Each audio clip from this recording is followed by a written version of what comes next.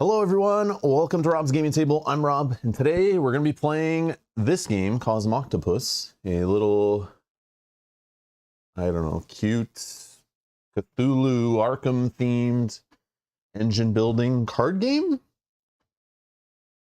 that make sense? I think that's the best way to describe it. Full disclosure, this is a game we purchased at Gen Con from the publisher Lucky Duck Games. We went to their booth. Mel actually went to the booth to grab this one. We actually got a copy signed by the designer, Henry Audubon.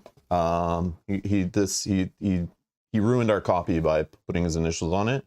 So instantly I had to throw this in the garbage after we're done playing today because he ruined the box. Just kidding.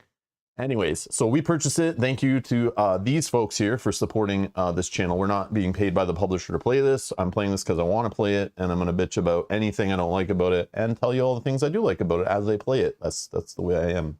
So we're going to play it live. I'm going to teach you how it works, and it'll make sense as we play it. We'll do a full playthrough, and we'll talk about it a little bit, maybe. I don't know.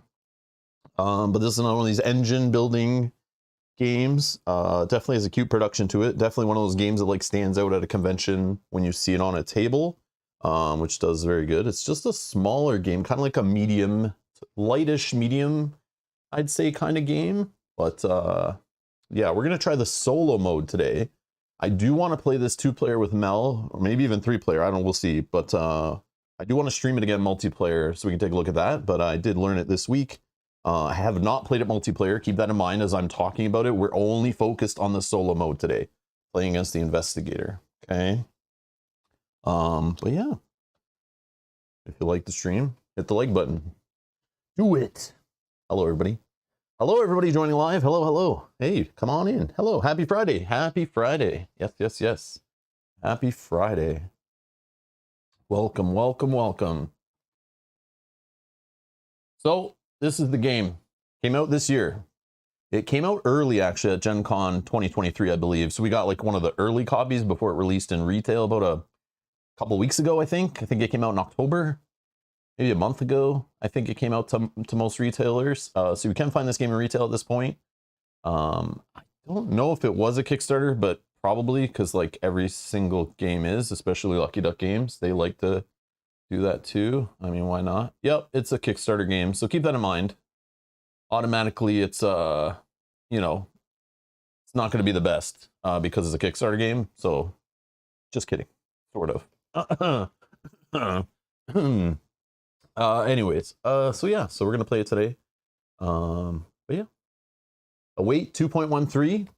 16 to 90 minutes is what they say. Supposedly best with 2 players. I do want to play a 2-player, like I said, so stay tuned for that. Check the, if you're watching this in the future, a few days from now, maybe a week or 2 from now, check the video description. There's a playlist link down there where I'll put the next stream.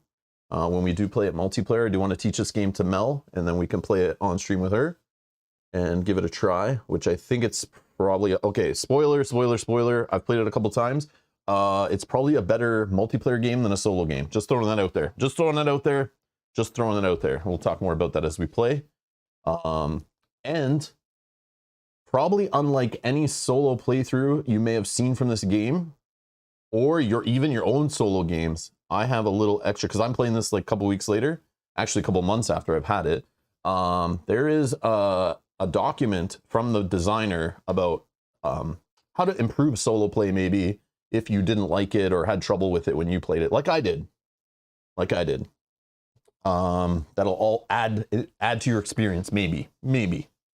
But yeah, we'll see. Okay, so yeah, let's explain the game, I guess. Roman says Gloomhaven was a Kickstarter game, ...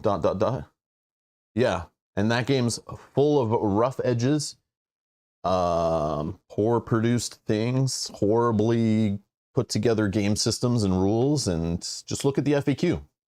Look at the FAQ for Gloomhaven. They're even making a 2nd edition, and the FAQ will probably be twice as big as the first one. You wanted a Rob rant, you're gonna get it. Gloomhaven, one of my favorite games of all time, but no game is perfect, and Gloomhaven is far from it. Far from it. Far from it. I've played hours and hours of Haven's games, but you guys know that game is like far from a perfect game. Yeah, it's got Kickstarter written all over it. Big time Kickstarter written all over it. Big bloated box, super expensive game, tons of filler to make it look like a, you know, the money you're spending, you're getting more because it has more on the bullet list of what comes in the box, you know? That's Kickstarter to me. That's Kickstarter to me. Overproduced is usually a thing, but sometimes just filler content to make it seem like you're back in this game for hundreds of dollars, but look at all this stuff you get in the box. Oh my God, look at all the paper. Look at all the pieces of paper. Yeah, woo. Anyways. All right, back to the game we're playing today. Yeah, they are addictive if you like looking up rules. Just kidding. All right, just kidding. We will be playing Frosthaven this Sunday. We're continuing our campaign. Tune in for that as we put ourselves through the pain of playing Frosthaven. I'm just kidding. Join us Sunday as we play more Frosthaven. Episode number like 40 something, by the way. I just, like, you guys know, if you are new here as your first stream watching, you probably don't want to click subscribe, and you probably don't want to stay for this. And you probably should run from any thumbnails you see on YouTube that have my logo, this logo up here in the top corner. I don't know if you can see it, because I have this problem of being kind of honest and open, maybe to a fault. But a lot of people who look for playthroughs and videos and reviews on YouTube are looking to have their purchases reinforced to make you feel better about how you spent your money and what games you buy. So a lot of people look and want to see that, like, I want to buy this game. It looks like I need it. I just need someone on the internet to tell me I need to buy it so I feel good about it. Or I want somebody to tell me my favorite game is the greatest game ever. But I like to point out flaws in games. No game is perfect. Everything can be improved. Our industry is still super in its infancy. There's so much more polish and quality that can be brought out in our industry, and a lot of corners are cut, not a lot of profits made. And it's just like, it needs maturing. Board gaming needs to mature, and modern board gaming, I should say. Yeah, a lot of garbage, and I'll point that out. My favorite games, I will even point out the problems I have with them, and they bug me, and I hate it. And yeah, so I like being critical. That's just my thing. Kanji, thank you for the $5 super chat, says, Rob Rant, Mortal Kombat shouting boys. Mortal Kombat, Rob Rant. People running through the streets. All right, anyways, so just getting that out of the way. I'm not forced to play any games. I choose to play whatever I want on the channel. As this game, we looked at this, looked cute, we want to try it, we bought it at Gen Con, it wasn't too expensive. It's kind of fun, it's a decent game, but I'll choose if I want to play it. And yeah, I thank you for your support. Like Kanji with his super chat there, that allows me to play whatever I want, whenever I want. I appreciate it. So thank you for supporting us and not forcing me to only play Kickstarter prototypes to make a living. I appreciate it, because that is torture. Anyways, here we go. All right. So what we have here, the game looks cool though on the table, right? This game looks pretty. It's a pretty little cute. I would say short, but it's not really. This game could take an hour or two, especially if you're playing with many players, I would assume, to get going. But it is pretty cool. And again, I like the Cthulhu kind of Arkham theme. We play lots of Arkham horror on the channel, like in LCG, the 3rd edition board game. We did some Eldritch Hoarder. Every October we play a couple of those games, Mansion Madness 2nd edition, stuff like that. So I like the kind of theme, and this game has that. And then it says engine building, right? So it's like, it's got cards, right? Oh, it's one of those games. It's got the giant deck that you don't want to sleeve because it'll fall over, but it has all unique cards. It has 4 card types, but every card is unique in the whole deck. And you're trying to build an engine using that unique deck, just like all the popular games nowadays. If you're not doing a unique giant deck engine building game, you know, like Terraforming Mars, Ark Nova, one we played recently, Expeditions, the sequel to Scythe. What else? There's a whole bunch of them. If you're not doing that, your game is just, you know, who cares about your game, right? Earth, Wingspan, you know, you got to do one of those games. If you're designing a game right now, your game doesn't have like a 300 card deck of all unique cards, you need to stop making that game, because it's instantly no one's going to care about it. Just FYI. All right. Anyways. Just kidding. Just kidding. All right.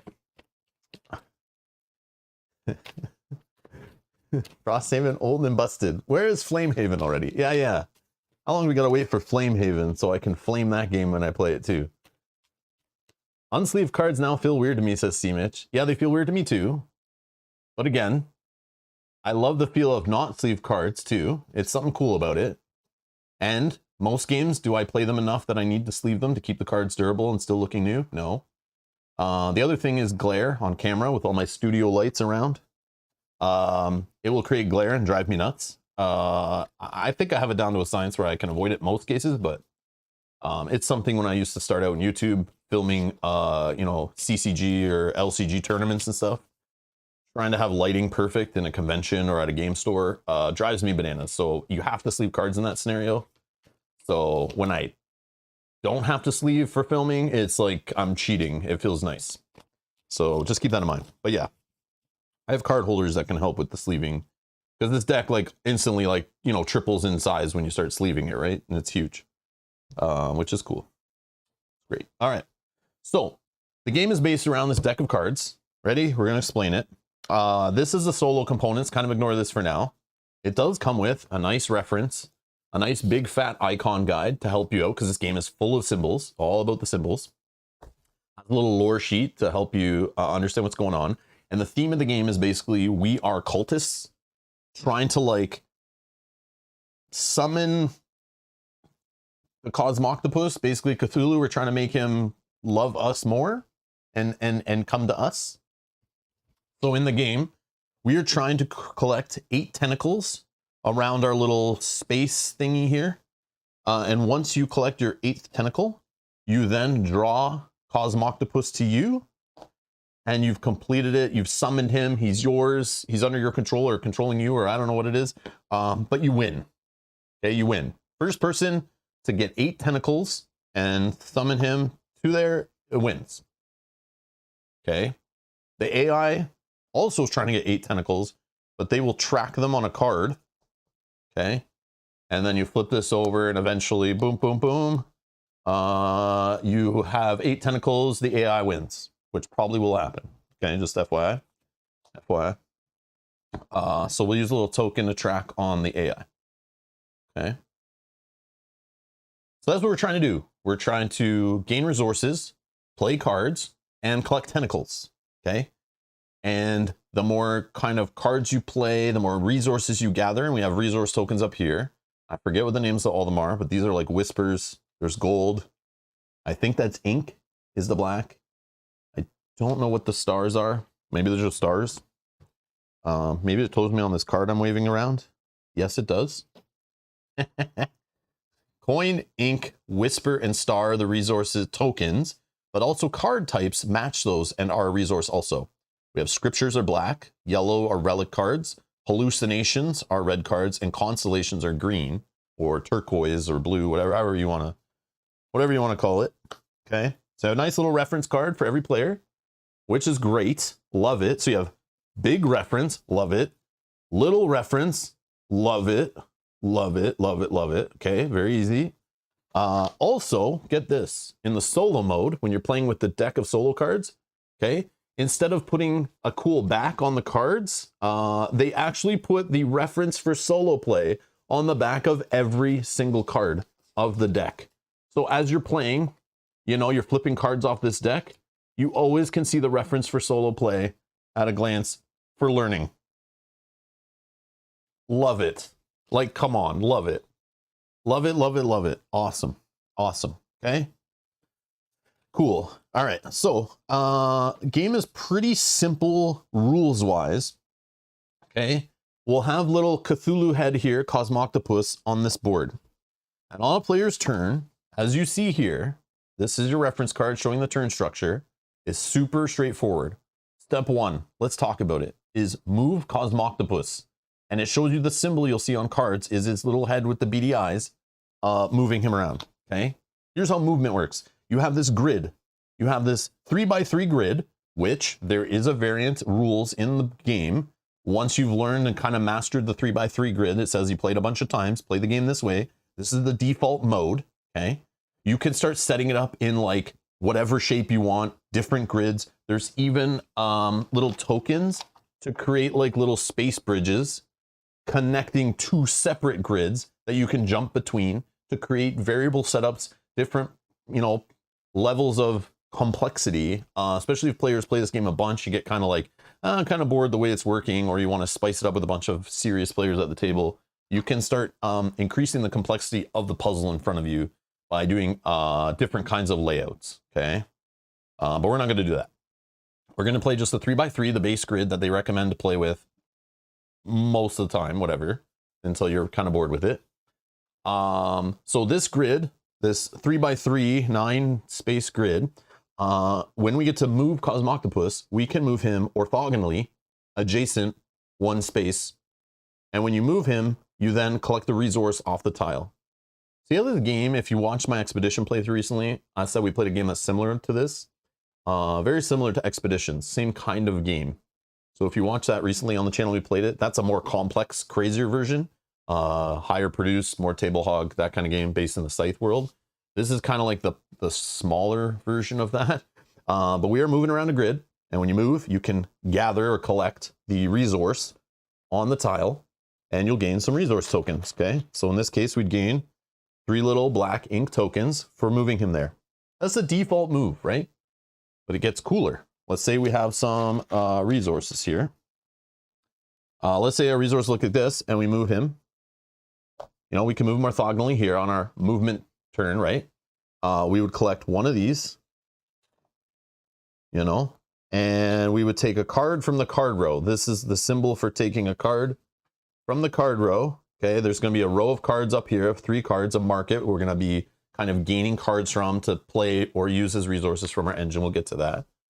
But the cool part with movement is if you want to go further, you can keep going orthogonally moving, and you just spend 1 resource for each extra space of movement. You know, if we want to move from here to here, it would cost 1 extra resource. We could move here, and you only collect the bonus on the final tile you land on. But I could spend another resource and move to here. And I could spend another resource and keep moving, right? But you only collect the resource or whatever on the final inky realm little tile you end on, okay? All right, and again, this is random. We'll set it up random when we start playing.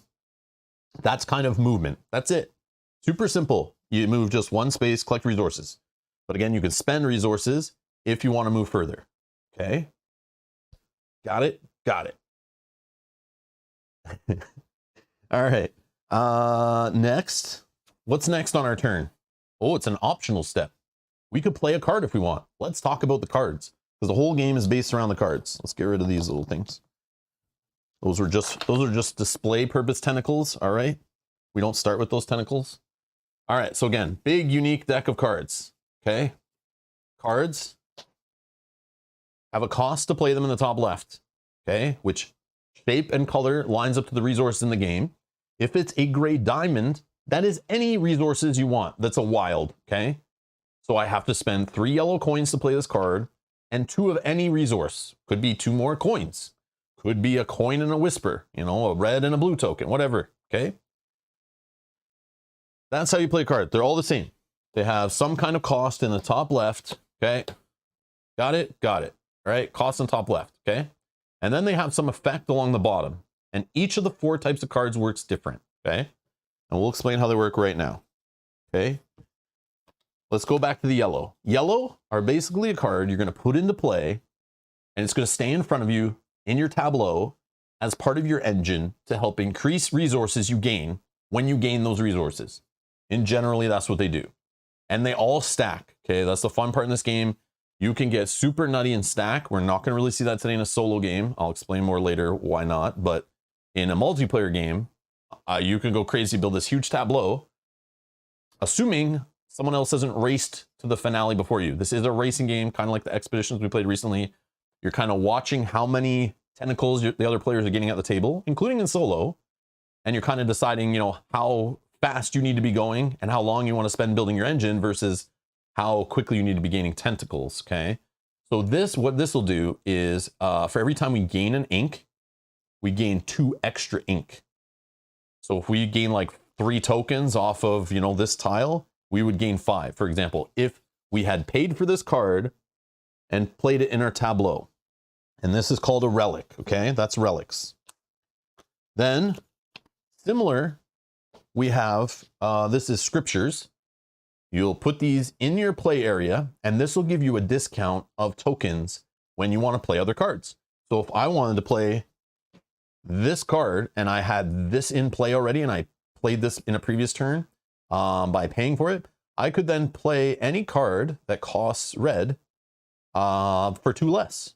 I have 2 permanent resources. No matter what I'm doing on my turn, I can discount everything I do. So if a red card comboed and allowed me to play another card that was red, I could discount the first card, I could discount the second card. Discounts everywhere, right? These cards are big. You want to put them in play. They help make things cheaper, and some other things that'll help us get to the win condition I'll get to shortly. Okay. Now the red cards, these are called hallucinations. Okay. These are like event cards. They're one-time play, discarded from hand. They're expensive, but they do big, powerful effects. Like this one allows me to play any card from my hand for free. Okay, that's kind of busted. Some cards are super expensive and need like 12 resources to play. Or 13 resources, even some of them I think I saw. So this card for 6 resources, 3 red and 3 of anything, you could play this from hand and play any card from your hand for free, kind of busted. But unlike the yellow and the black cards, it doesn't stay in play and keep paying off over the game, right? So obviously the earlier you play black and yellow cards, scriptures and relics, you're going to create kind of an engine to make everything you do later in the game cheaper and start building up an economy to start firing off combos and playing cards and gaining tentacles, right? Okay, the final card is the main way in the game to gain tentacles, right? We need 8 tentacles to win. There are other ways on other cards. Some of the red cards you can pay to just buy a tentacle, basically. These are called relics. Or no, these are called, constellations. Constellations, okay? You have to pay to put these in play in your tableau in front of you, okay? But you don't get the tentacle right away. This also allows you, I believe, to draw a random card off the top of the deck and then trash a card and draw a random card and trash a card, probably. But I've never seen that symbol before, but logically, no. That allows you to take any card from the discard pile. I stand corrected. I've never seen that one before, but the handy dandy icon guide quickly told me what that did. Thank you, icon guide. Very well done. All right, so yeah. So you could take back a card you've already played to gain you a tentacle. So get this. We'll look at this little combo that could happen. Here's the potential of the game, right? Watch this. And I have kind of done similar things, okay? Some of the red cards allow you to gain a tentacle, right? Okay. This card allows you to play a card for free. Imagine you did that earlier in the game and it was in the discard pile. So technically, when you complete this card, which we'll talk about shortly, you could gain a tentacle. Then you can pull back 2 cards from the discard pile, which could be these 2. And then if you build up enough resources to play this card again, you then could play a card for free, or sorry, this card, you would then play a card for free, which you could play. Look at this price on this one. Look at the price on that one, 5 and 8. You can play that to gain another tentacle. And we'll talk about what this is, but you also might be able to move the Cosmoctopus again and gain more resources, okay? See where the potential of the engine goes, where you start doing lots more on your turn than just the simple move Cosmoctopus, gain resources, play a card, and sometimes you can't play a card because you don't have the resources for it. And then you just literally at the end of the turn, a little cleanup, you discard down to 8, no more than 8 cards total in hand, and then you can only have 8 of each individual resource. That's it. So you just check if you have, you know, if you have 9 cards in hand, you got to discard down. If you have like 12 of one resource and 7 of another or whatever, you just, any that are over 8, you have to discard down to 8, okay? And then it has an end of turn rotate. That's only in multiplayer to kind of point Cosmoctopus at the next player. You know, it kind of like stares at them. You kind of rotate it to let everyone know at the table who's next kind of thing. It's cute. We don't need to do it in solo though, whatever. Okay, that's it. And even on the back of the reference, we have more icons to help us out there, which, yeah, take any card from discard was right there. That's the one, okay? I haven't seen all the symbols in the game yet. I played a couple times, but we can look them up as we need. Okay, those are the 4 types of cards, but I didn't finish explaining constellations, okay? Here's how constellations work. Okay, I looked up stuff online. Lots of confusion about this one. People just do not understand it for some reason. I even watched at the start of like a solo playthrough to make sure I was doing the solo right, because I was a little confused on that. Started reading on BGG. Anyways, I came across a video that was like doing these cards completely wrong. And then I read on BGG, people are like doing this wrong. I like can't get it. I don't know. But anyways, here's how it works. Super straightforward. You always must start covering these little tokens, starting with the top left icon, no matter what. Okay. You cannot put tokens on any other symbol on this card before putting one in the top left. The way you put tokens on this card, you cannot put them on this card from your existing pool of resources. Remember, you move Cosmoctopus, you gain resources, those go into your pool, then you play cards, okay? When you play this card, it just goes on the table, that's it. Doesn't do anything. Now it sits there, and it's kind of like a side quest, an achievement, kind of something you work towards, a goal. And it is one of the main ways to gain tentacles, okay? So we're gonna be trying to do this a few times in the game, okay? To put a token here on the red, which you must start from the red, on this card, every card's different, but it's always the top left icon you must cover first. Anytime after playing this card, I gain resources, I now have the option of putting them on this card. But before I can put yellow, black, or green in this case on this card, if I collected 3 red tokens on a turn, anytime I gain resources and I have the correct ones, I can choose to take them instead of putting them in my pool of resources. I can put them on the card, okay? What this does now, it opens up, is what it's called. It opens up the next symbols across the card following the arrows.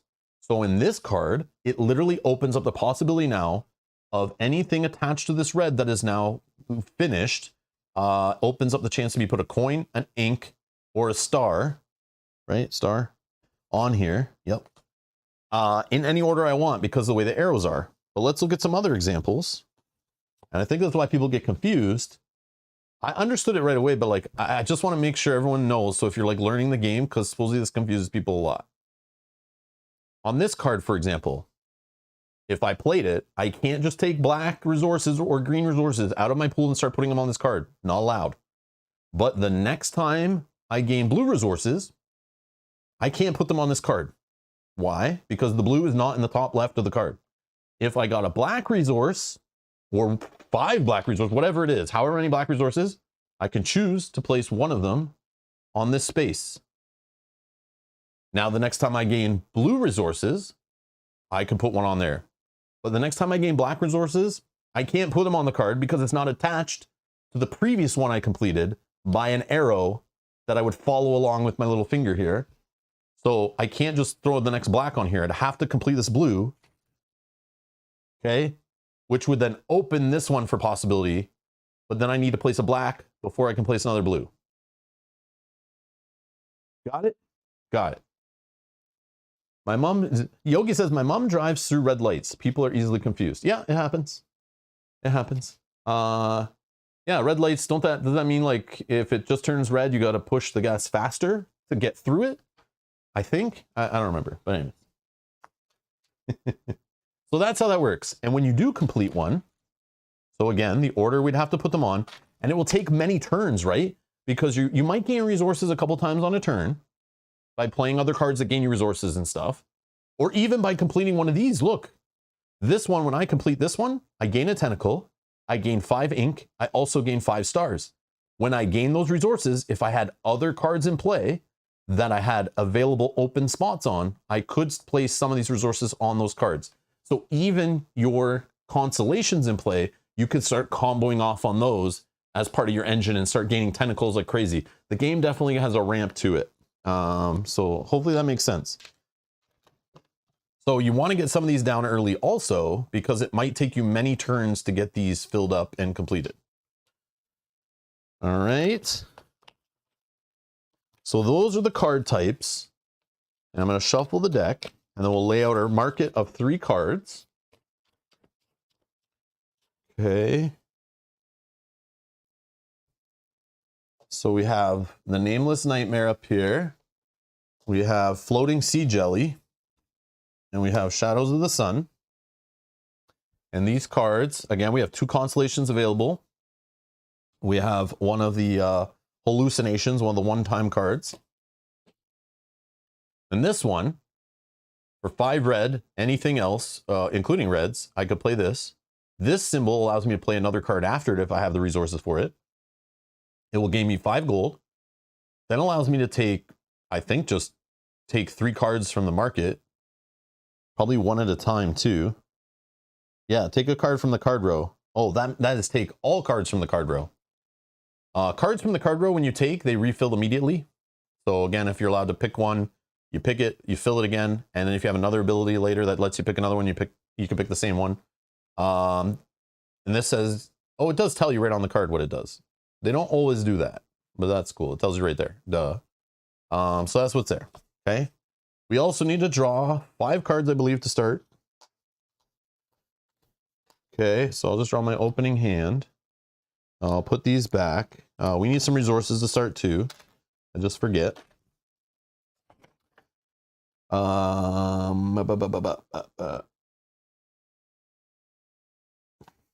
think we get 2 of each.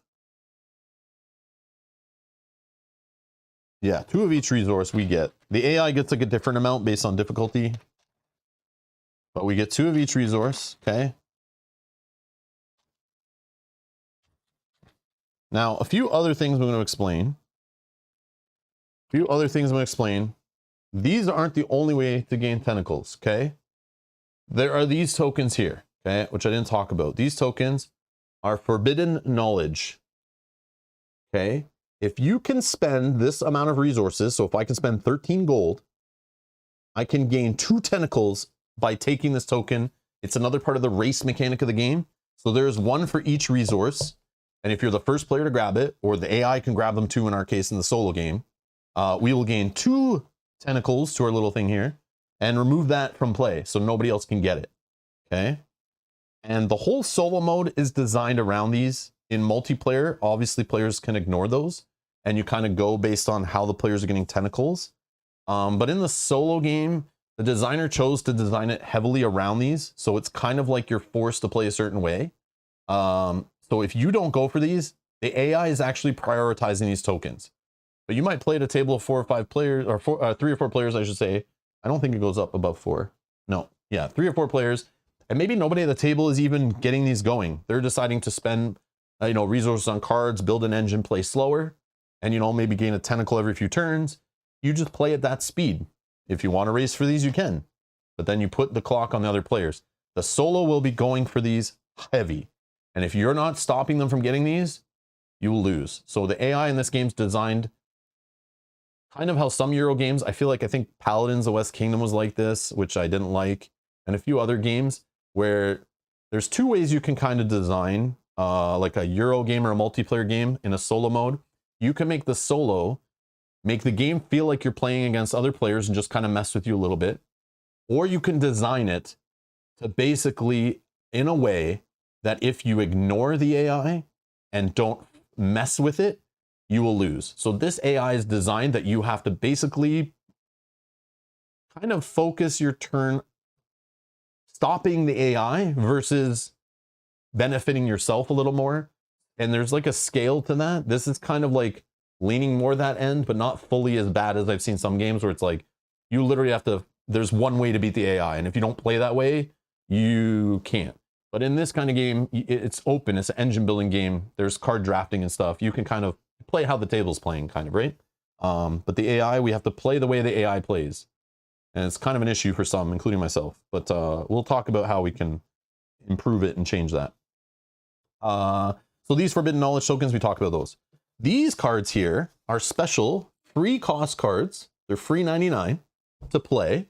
Okay, there's 4 of them in the game. They are also something you want to race towards. Cool little mechanic like this. So anytime a player at the table in a multiplayer game is the first, anytime you get your first tentacle, you then can choose from the cards that are available and take one and put it in your hand. And then to play it, you can play it for free. So if you're the first person to get a tentacle, you're rewarded with the first pick of one of these cards. And there's 1 for each type. So this one will just gain you 1 of each resource, This one you put in play. And anytime you move Cosmoctopus, you can pay 1 less resource for tribute. Tribute is moving him additional spaces, right? Then we have this. This gives you extra discounts on the wild resource, which is powerful. And then we have a little constellation here, a basic one, that will just get you a tentacle. Okay? Yeah, you literally hate drafting the AI as a thing, which is annoying because in an engine building game, when you want to build your own engine, you might not want to take certain cards.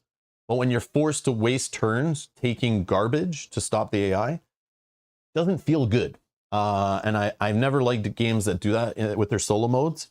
But some designers, that's how they entertain themselves when they're designing their game, right?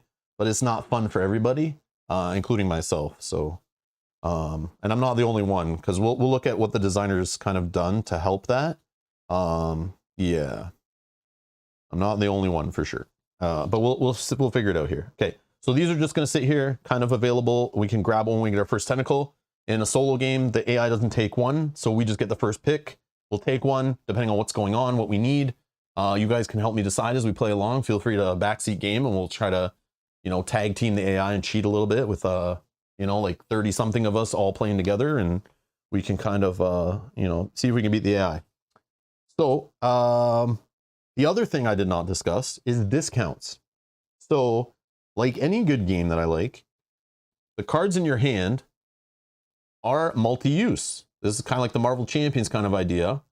So you can play these cards, put them into play, and instead of just sitting in your hand being garbage, if you just draw into garbage cards, they're not totally useless. So I stand corrected.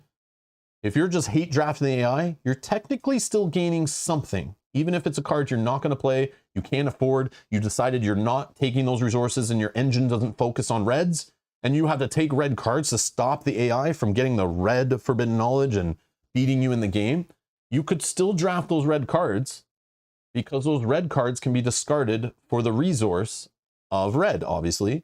If you discard a black card or 2 black cards, you can use that as a discount on playing another card that requires black or gaining the forbidden knowledge.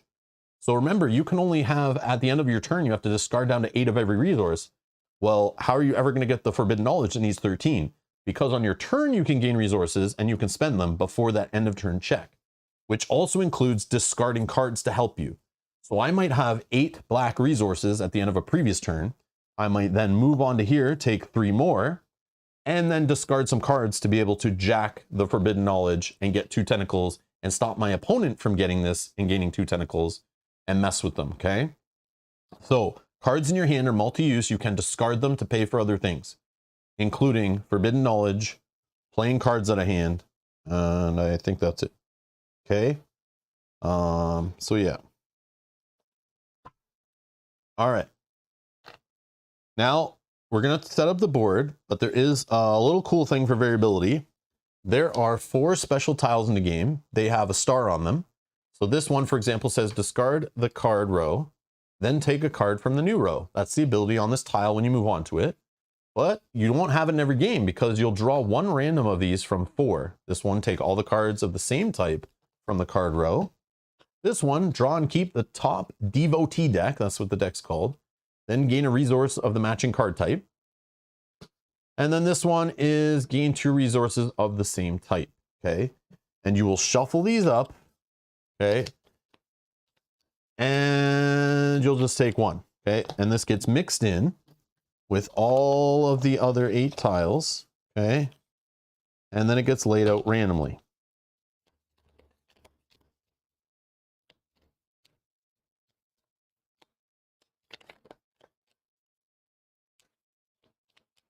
Okay.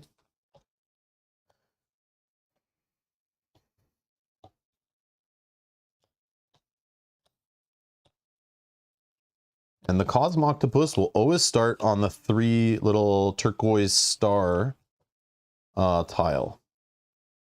Oh yeah, also with movement, I forgot to mention there's some little advanced rules to movement. I can't move off, spend a token to move again back on. You're not allowed to go on the space it started on, which is part of the fun. And that's where I was talking, it's like expeditions, right? Like another player can park their mech on a space and you have to move around them and you're kind of blocked. So a player on a previous turn if they move to this space, they're kind of blocking you from getting that tile and taking that resource. So that's there. All right, so that's that. All right, now let's talk about the AI. So the AI is pretty simple. It does flow nicely. It's a very streamlined AI. It's nice. So there is some variable set up with the AI. There are 3 cards here that you will just pick one at random. It is a surprise ability on the other side that happens when the AI gets their 5th or higher tentacle, because they will flip this card, and it tells you on here when this card's flipped, you flip this card and you have some special rule that now impacts the game for the rest of the game, which kind of definitely puts the pressure on and messes with you a little bit. So to add some variability so you can't, like, you don't fully know what the investigator is doing, we'll pick one at random. And then the investigator has these little magnifying glasses, okay? They will go on specific Inky Realm tiles based on the first card we draw here. And in the top left, it tells you where to put them. So in our case, they're going on both the Inky Realm tiles that have the red Whisper resource. And the reason why you're putting those out there is because anytime we move onto them and finish our turn moving onto them, we must give the AI one of those resources, okay? So if I'm taking 3 reds to my resource pool, I must give 1 red to the AI. And this will change because on every card, there's different ones in the top left there, and the card changes every time the AI gains a tentacle, okay? So anytime the investigator gains a tentacle, 1 or more on their turn, as part of their turn, they're going to flip a new card from the deck and move these magnifying glasses around, okay?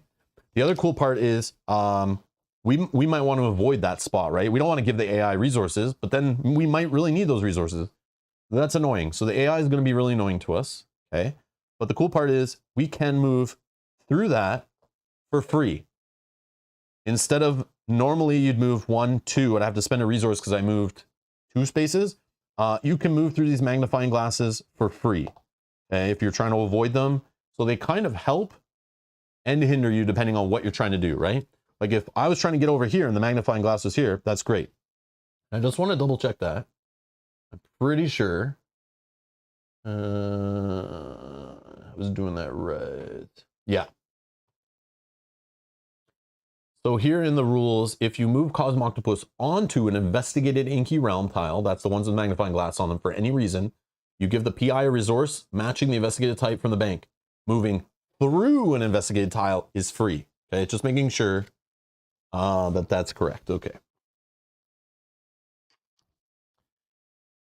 But yeah. Okay. So let's shuffle this up. So the reference on the back, just so we know, there's difficulty levels to the AI. On the lowest difficulty, which we're going to play on, is naive level. You give the AI 1 of each resource. Okay. So how I'm going to use resources, because it gets pretty messy. As we play with the AI on their turn, they gain, they always go last. They gain 1 resource. It doesn't show it on here, but they gain 1 resource for each card in the card row. So this is where the hate drafting kind of works. So every turn right now, if this row doesn't change by me removing cards from it, because the AI in this game, again, it's not made to simulate another player. It plays by its own rules that you have to respect and foil to win, okay? So if this was designed, in my opinion, the correct way, this market of cards that we're constantly buying from would keep changing. But I don't think it changes at all in a solo game, only when I change it, okay? So if I leave this the way it is, the AI is always on their turn going to start by taking 2 green resources or stars and 1 whisper. And they will keep doing that every turn if I don't change this, okay? Even if I do change it and take a card, the next one drawn replaces it. It could be the same one, which is another pet peeve. But anyways, okay? So on a turn, after it's taken those resources, oh, it says right here, yeah, sorry. Give 1 resource matching the card row. That's step 1. Step 2, if it has 13 or more of any resource and the forbidden knowledge token is still there, it takes it and gains 2 tentacles, and you discard the resources of 13. If it ever has, then you check, if it ever has 8 or more of a resource and the forbidden knowledge token is gone, it will spend it to gain a tentacle, okay? So again, it's prioritizing the forbidden knowledges if they're still there, and if not, it's just gonna gain base tentacles, okay?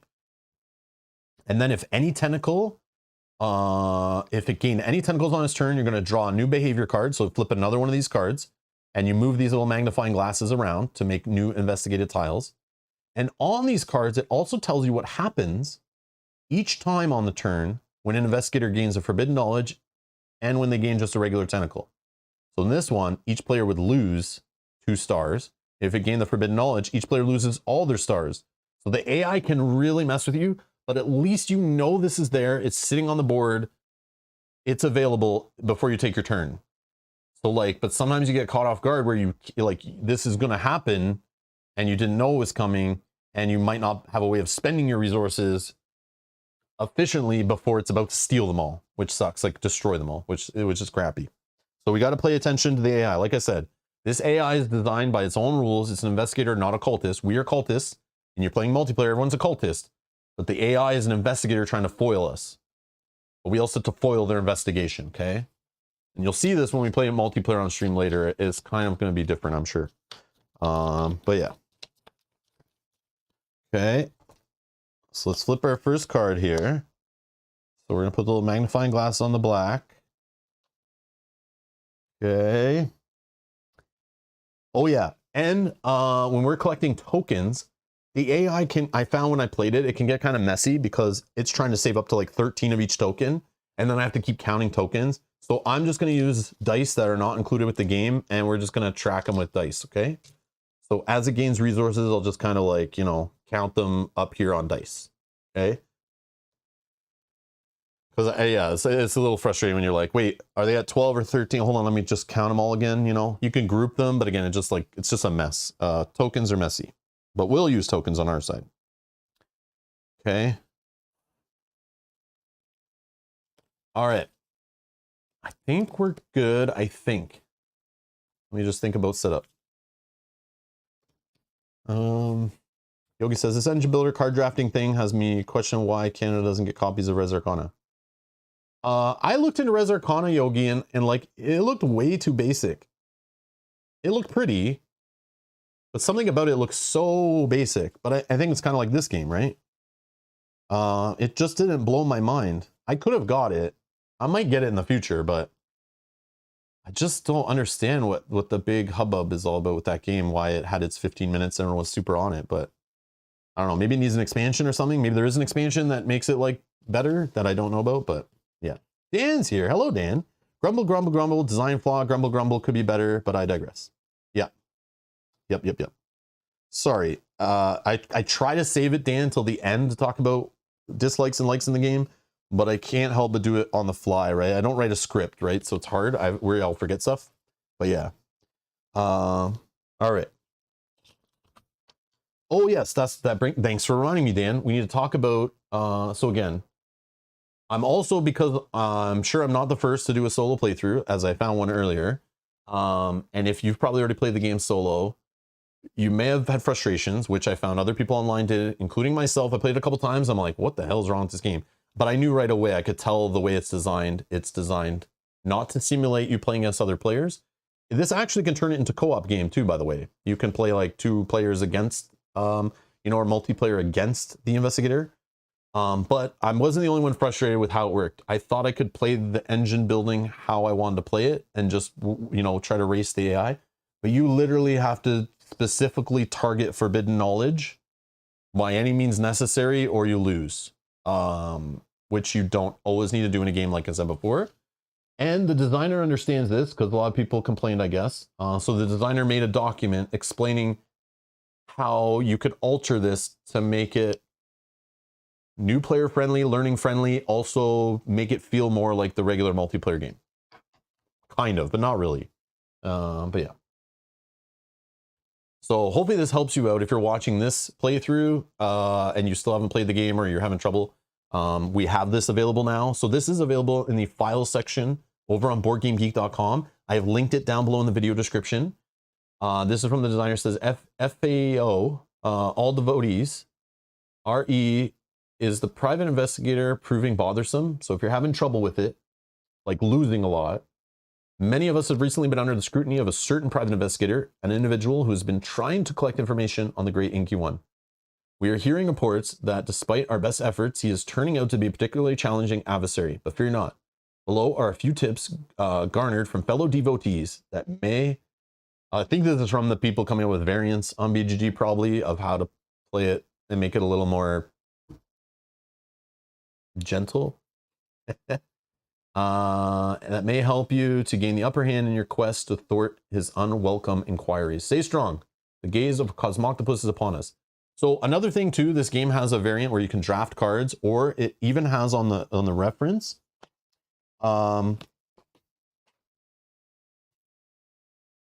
If you're trying to teach this game, or you just want to see how a nice little engine can be started, they have this optional starting hand. On the back of every reference card's a different set that you would find in the deck, and start with that to help. And these cards synergize together to help get you going faster. You could also play with these two. That might help you, and I don't know if they're mentioned in here, but I just want to point that out. The designers definitely thought of different variable ways to change up the game a lot, which is very cool. And I appreciate this extra thought for new players and helping people get into the game. All this extra reference stuff and extra help stuff, even though the game's not that complicated, I appreciate the thought and the work for sure. All right. But I haven't tried it personally. But if I teach this game to other people, I'm definitely having them start with those cards in hand to help with their engine. The PI is a challenging opponent. If you're finding him hard to beat, you can try some of the tactics and alterations below to gain some footing before trying on higher levels of difficulty. Try starting the PI with 0 resources and or giving players 3 tentacles to start. You can decrease the number of the head start tentacles by 1 each time you play against the PI until you find the challenge level that suits you. And now here's the part where and I knew as soon as I found this, I was like, damn it, you do have to play a certain way. So, and I learned this after playing a couple times, and then I reinstated it by what the designer says here. Denying the PI forbidden knowledge is vital. So if you don't race for that forbidden knowledge, the AI will just gain all 4 of them and they win, right? Plus, that's all you need is 8 to win, right? And then it's instantly over.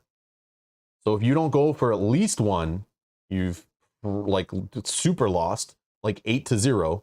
Or if you only go for 1 or 2, you probably lose like 8-3, 8-4, 8-5 maybe.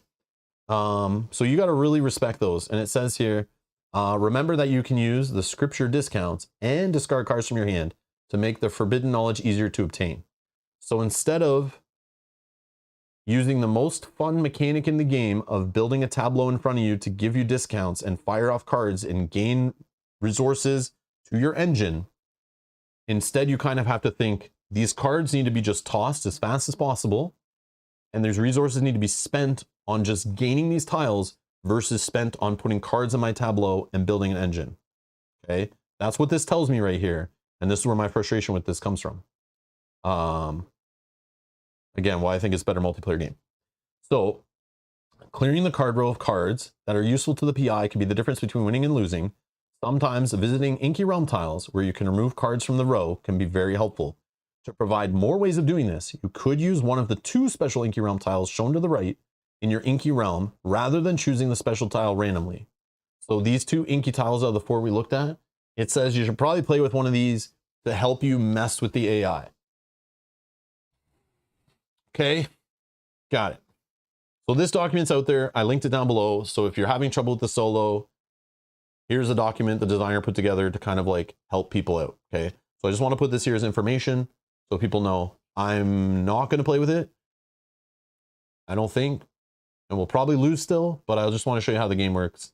And then hopefully we can do a multiplayer stream later to show you how the game works in 2-player without the AI. And maybe even we do a co-op stream. But then again, you'd have to play the same way as solo, and I'm not a fan. So anyways. So probably not going to happen. But yeah. All right. So we go first always against the AI. The AI always goes last. So if we're playing co-op with like 3 players against this guy, we would all get to go before the AI would go. So what do we want? What do we want to do? What are we trying to do? Let's look at our hand. So we have this card. For 3 ink, we play this. We get a 2 gold discount. Okay, this one, For 3 ink, we get a 2-star discount. This card, for 3 gold and any other wild resource, we can increase the amount of stars we gain every time we gain stars by 2. That's very powerful stuff. Obviously, resources are how we're gonna race to these Inky Realm tiles, right? We have Melting Mind Jar. For 3 gold and any 2 other resources, we can increase the whispers we gain by 2 every time we gain whispers. Oh yeah, we need to give the AI 1 of each resource, right? What do we got? I guess we can use, yeah, we'll just use blue, I guess. Let's do it in the order here. So 1 of each resource. Okay. They get to start with, because we're going to play on the lowest difficulty. But again, there's other difficulties. If you're like really struggling, you can lower the difficulty by giving yourself extra tentacles or no resources for the AI. Okay, so just keep that in mind. So there is a lower difficulty other than the lowest of the 4. There's technically like probably like 8-ish different difficulties based on you adjusting those difficulties however you see fit. Okay.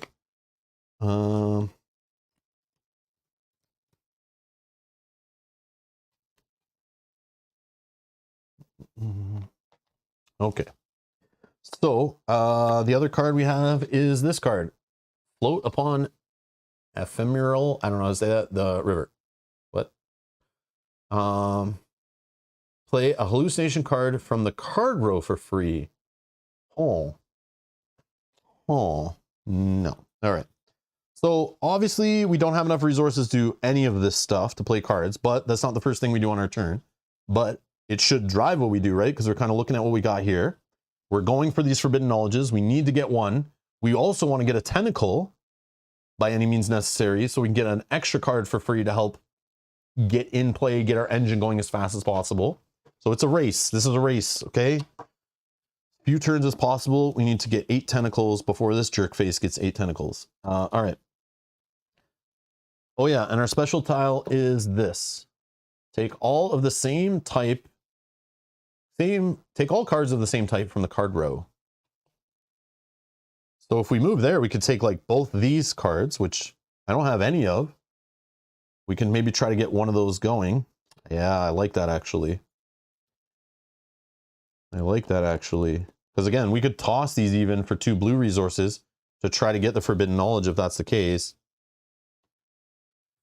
We don't want to go to one of these because we'll gain extra black for the private investigator. We could go here. I don't want to do any wild movements right now, but we could just gain, what I'm thinking is we either gain 3 red resources, but I don't really care about this yet, but we could race to the red one of these. Or we just gain 2 cards. 2, 3, 4, 5. Yeah. But then again, I could move through this to here because I don't have to stop here without spending resources. I can move there for free. We gain a gold and a card from the row of our choice. Or I could move, yeah, that's pretty much it without spending resources. It's one of those 3 options. So yeah, feel free to chime in if you want, if you think, if you have any questions, let me know as we're playing live here. But again, my goal is to get a forbidden knowledge as fast as possible, and then also trying to gain additional ones. So we can't just go focus heavy on one resource. We got to like plan for at least 3, I think, because the AI is probably going to get 1 of these and we can't help it. But we got to be careful we're not going for the same one the AI is, because they might get it before us, right? So we got to be careful. We got to be careful. All right.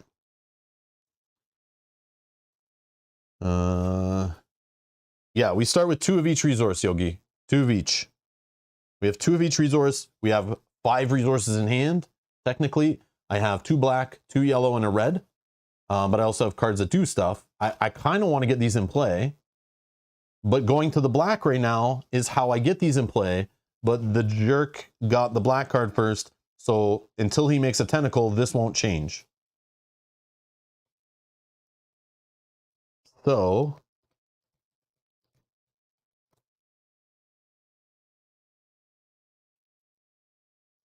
Here's what I think we do. I think we go here and we take all cards matching, and we hope we break up the colors, right? Because if you leave 2 of the same color or even 3 of the same color in there, this guy's going to speed up. So we got to think about what he's doing. Of course, to get another blue. If there's another blue, I'm going to lose my mind. Oh, it's not. Okay.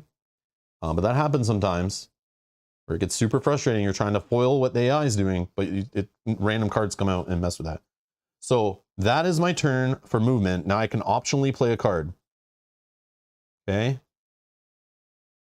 So what I'm going to do, I think the best way to get one of these in play quickly with the minimal resources I have, I will toss one of these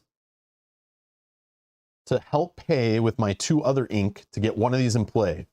Now, based on this, what do we want the discount for going forward? Do we want to make blue things cheaper, including the Forbidden Knowledge, or yellow?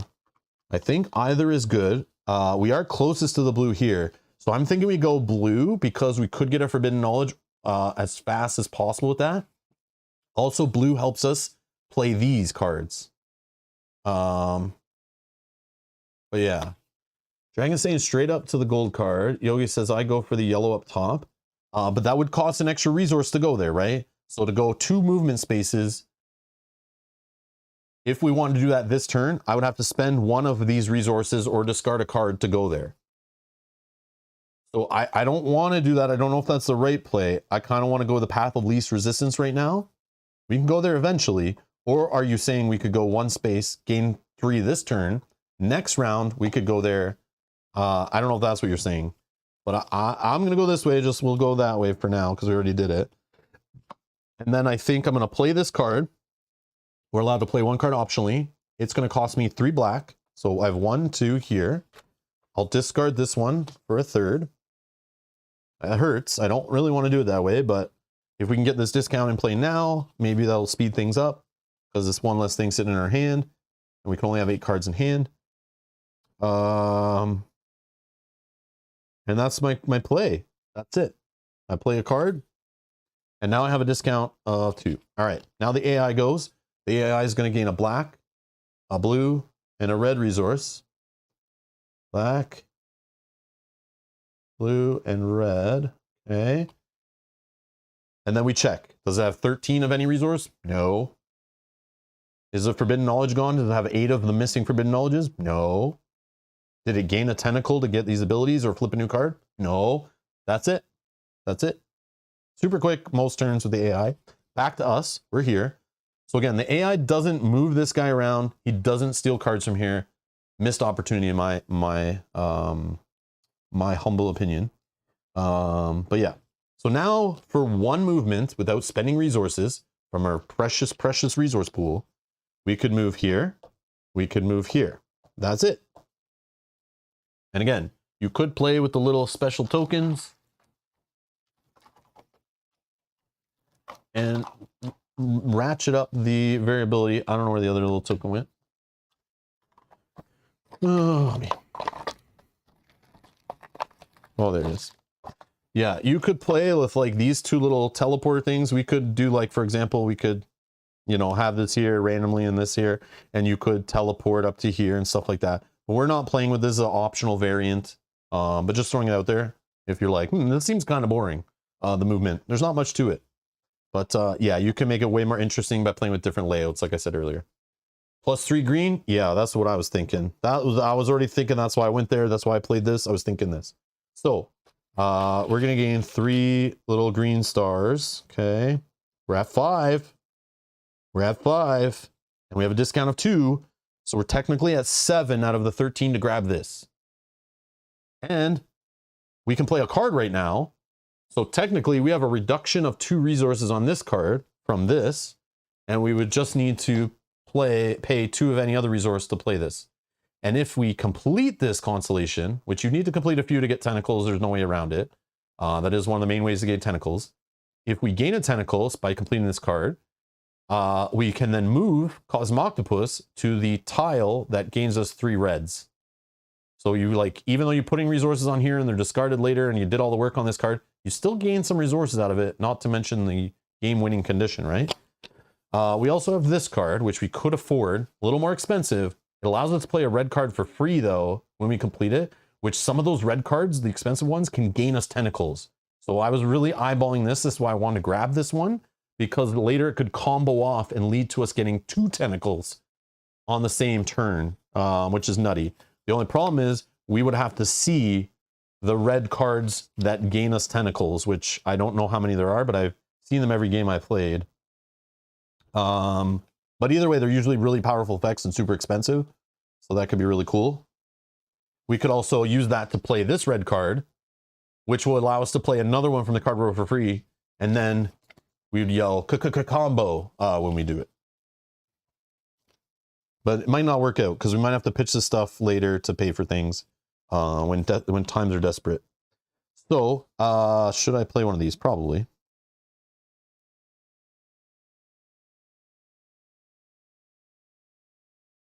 Hmm.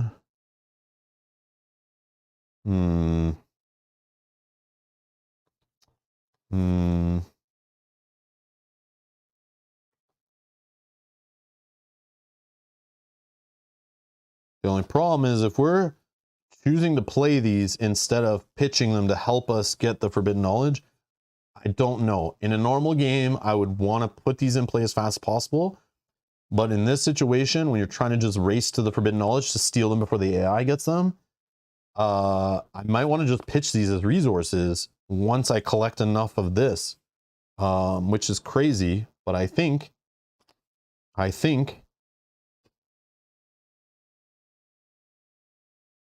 we're gonna go put the Nameless Nightmare into play, I think.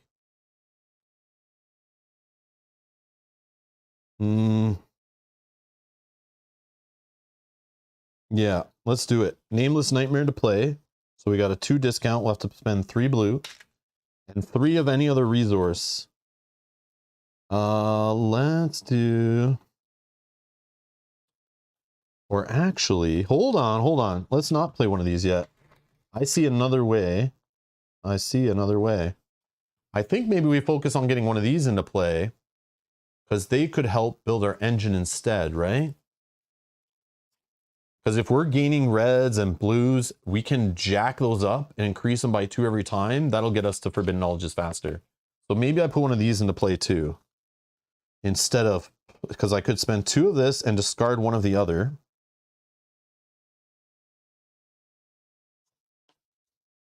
I could put this one into play. And every time we gain stars, we gain extra. Yeah, let's do that one maybe. I don't know if that's putting too much into the same resource or not, but we'll spend 2 of these. I'll discard a yellow card to help. And we need to spend 2 of any other resource. Let's just spend the reds. Okay. I don't know. I don't know what I'm doing. I don't know. Yeah, we'll see. This is my theory. All right, done. The AI is going to gain a black, a blue, and a red. And we're good. Okay, our turn again.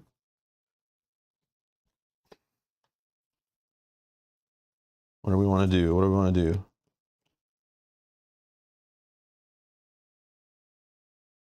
I think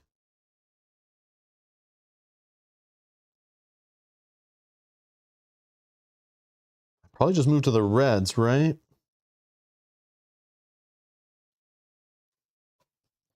Or I could move to the yellow, gain a gold and any card from here. But I also could just move back to here, but it would only take 1 card, so that's kind of lame. So it's probably better to go here. I don't know. I do have this red card in hand. I could try to get red resources for. Let's go.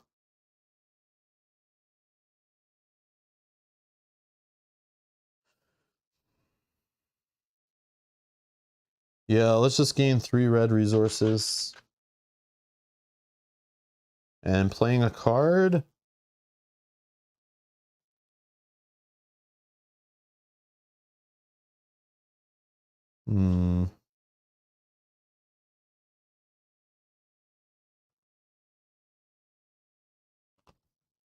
Yeah, let's play this one. For a discount of 2, so we gotta spend 3. And then 3 of any other resource. Okay.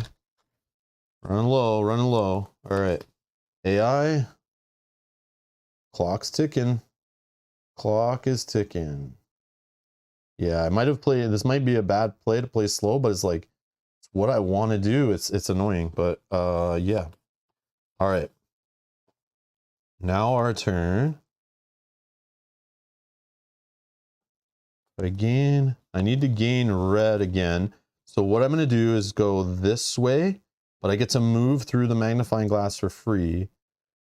I'm not going to stop on that spot. And this will gain me a red, but this red, I can choose to put it on here instead of going to my pool, which now opens up the next black I'll need. And then I can do blue or yellow in any order towards a tentacle. But I need to be racing for that first forbidden knowledge, which I've not been really doing. I also get to gain a card from here. Let's go. I think we just gained the blue. Oh man. Grab black card, you think? I'm thinking we need cards though to discard to grab one of these. So I'm seeing I have 2 blues in hand and we got an engine to gain blue really fast. So in my mind, I'm going to use these to toss them to try to get my first forbidden knowledge as the blue before the AI does. That's why I'm gaining blue cards. Only way to get ink at this point. Oh, I see what you're saying. Okay. I see. I see. But I can't do it for this card though. I don't think you're allowed to discard to put this on here. You're only allowed to use these as discounts when paying for things. So yeah, we'll just leave it like that for now. This card though, normally you can't use wilds to pay for things that aren't the gray wild symbol, but this one actually allows you to use it as a discount on these costs when gaining forbidden knowledge. Yes, I agree, Yogi. Mel will wreck me at this game. Yes. Yes, yes, yes. I'm not saying I'm amazing at this game or anything, but I do love engine building. It's fun.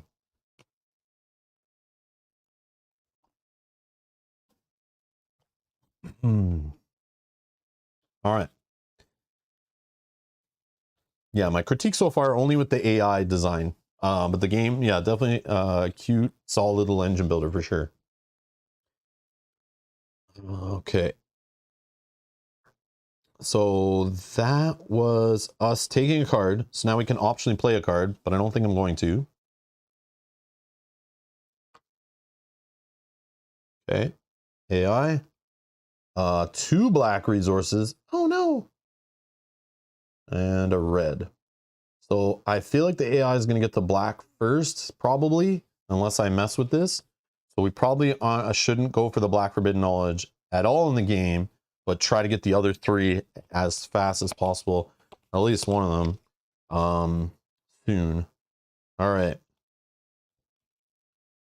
So now I will.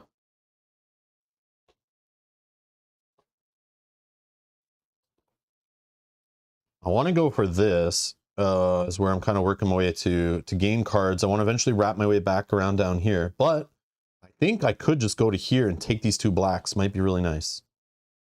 But I don't really need black cards other than putting them into play for discounts, which I don't know if I can afford that right now. But it would cycle up the cards. It would gain me cards to hand as resource. That's really powerful. And that would get me closer to this that I could gain 5 blues from it.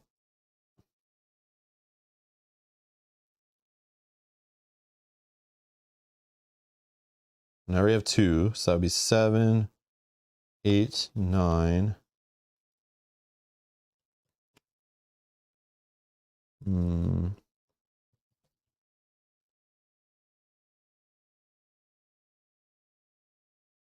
Huh. That's right, Dragon. All right. I'm gonna go Yeah, I'll go down here. I'm gonna take these two. I don't know. Oh, another black card, a blue. Okay. Okay. Now can we optionally play a card? This one would be nice, but I don't have the resources obviously to play it. So I don't think we're gonna play anything. The AI is gonna get a black, a blue, and a red. I'm running out of time. Okay, our turn. We're gonna go to here to this blue, and we're getting 3 plus 2 more, so 5 blue stars. Okay, so we're sitting at, what do we got here? Should be 7. Yep, 7. Playing a card. It's tempting. It's tempting, but I feel like I need to just get to one of these forbidden knowledges fast. So I have 7, 8, 9, 10, 11. I'm 2 away from grabbing one of those. So what I could do, I also need to think of other ones too. But yeah, I don't think I should play.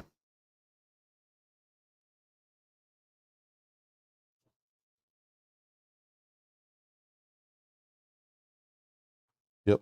Okay.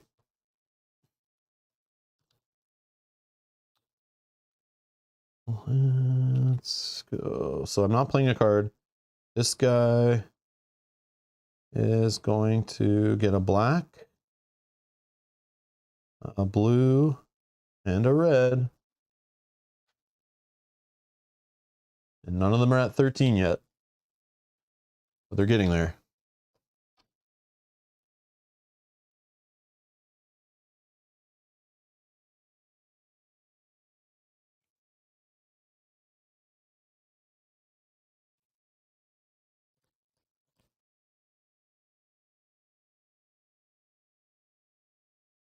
I'm going to go this way, gain a gold and a card.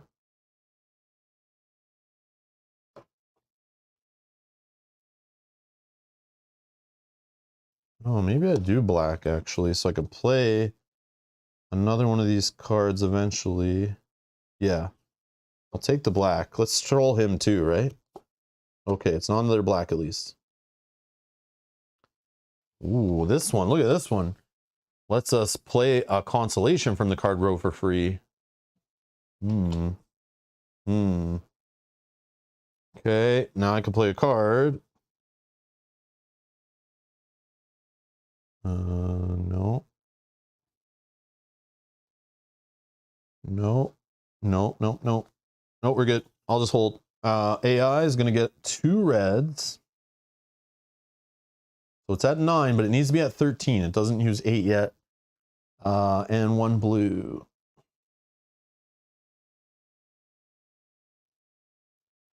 Okay.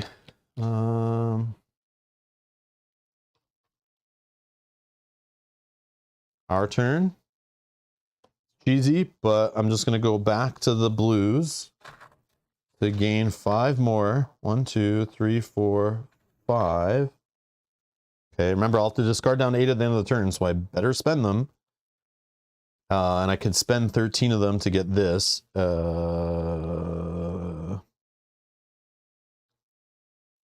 what are we at? 1, 2, 3, 4, 5, 6, 7, 8, 9, 10, 11, 12, 13, 14, 15, 16 technically. So I'll use my 2 discount here and spend 11 more. 1, 2, 3, 4, 5, 6, 7, 8, 9, 10, 11. And we'll get the forbidden knowledge of blue. Okay, so we take this, we remove it from the pool, we gain it. That'll give us 2 tentacles. So we're beating the AI 2-0 so far. Then we also now get to pick from one of these when we gain our first tentacle. I don't know, any suggestions? I'm open. So we could take the Constellation that's there.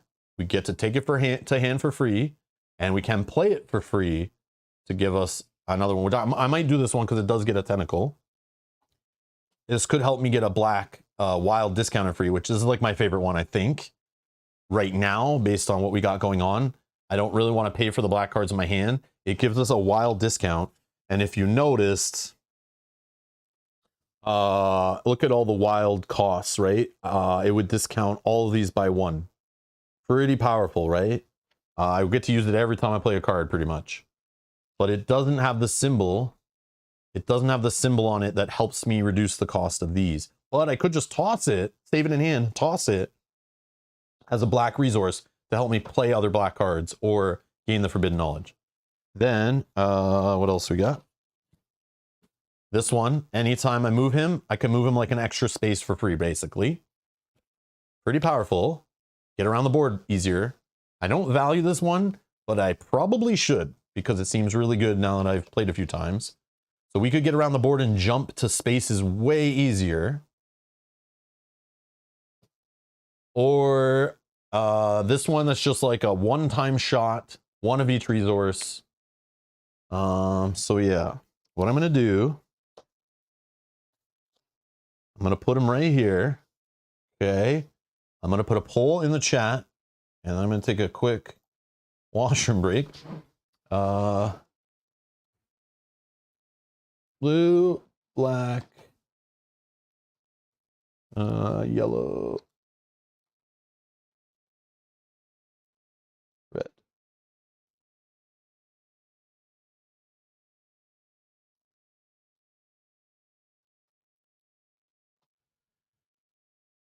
And I'm going to put a poll in there so you guys can decide. Do I take the blue, the black, the yellow, or the red based on what is going on here? I'm going to leave this here. I don't know if you'll be able to see that anyway. But I'm just going to run to the washroom. I'll be right back.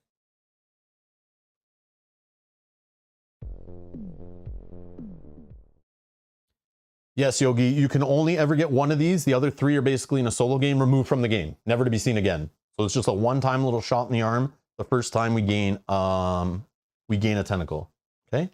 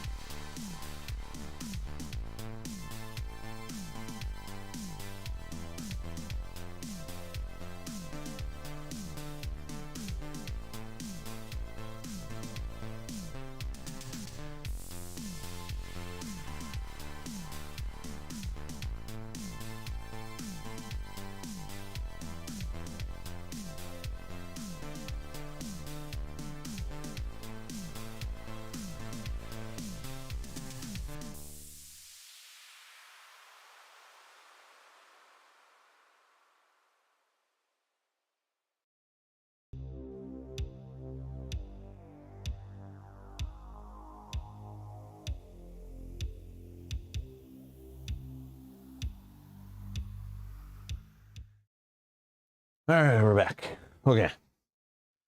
So what have we decided? What have we decided? Thank you everyone that voted. I'm going to close the poll. And black got 50% of the vote. Yellow 37. Nice. Okay. So we're taking the black one to our hand. And these are gone. Okay. No, don't even need to worry about them. They're gone. All right. So see how every time you play based on what's going on. And in multiplayer, you're just racing to get your first tentacle so you can be the first one to grab from those. Kind of like Scythe, right? The way you play and you get those little bonuses from the middle of the factory or whatever it's called. Same idea where you're just gaining. So now the other players, if we're playing like 4-player, the next player we get to gain 1 and so on, which is kind of cool. I like that. I like when there's like racing stuff and that kind of thing. But you could, any one of them's good. You can make them work however, because worst case, you're discarding it as a resource to help you do stuff, right?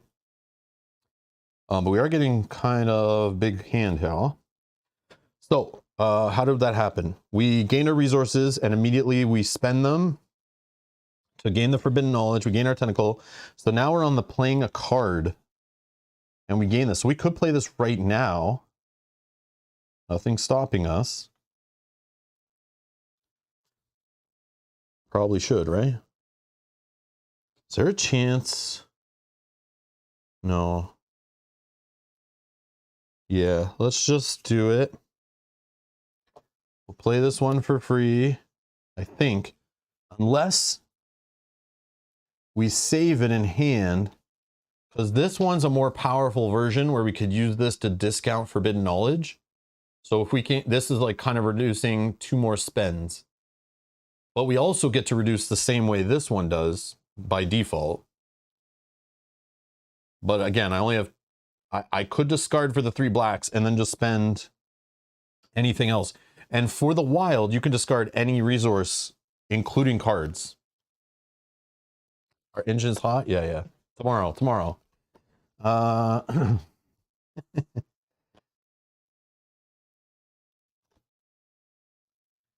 Okay.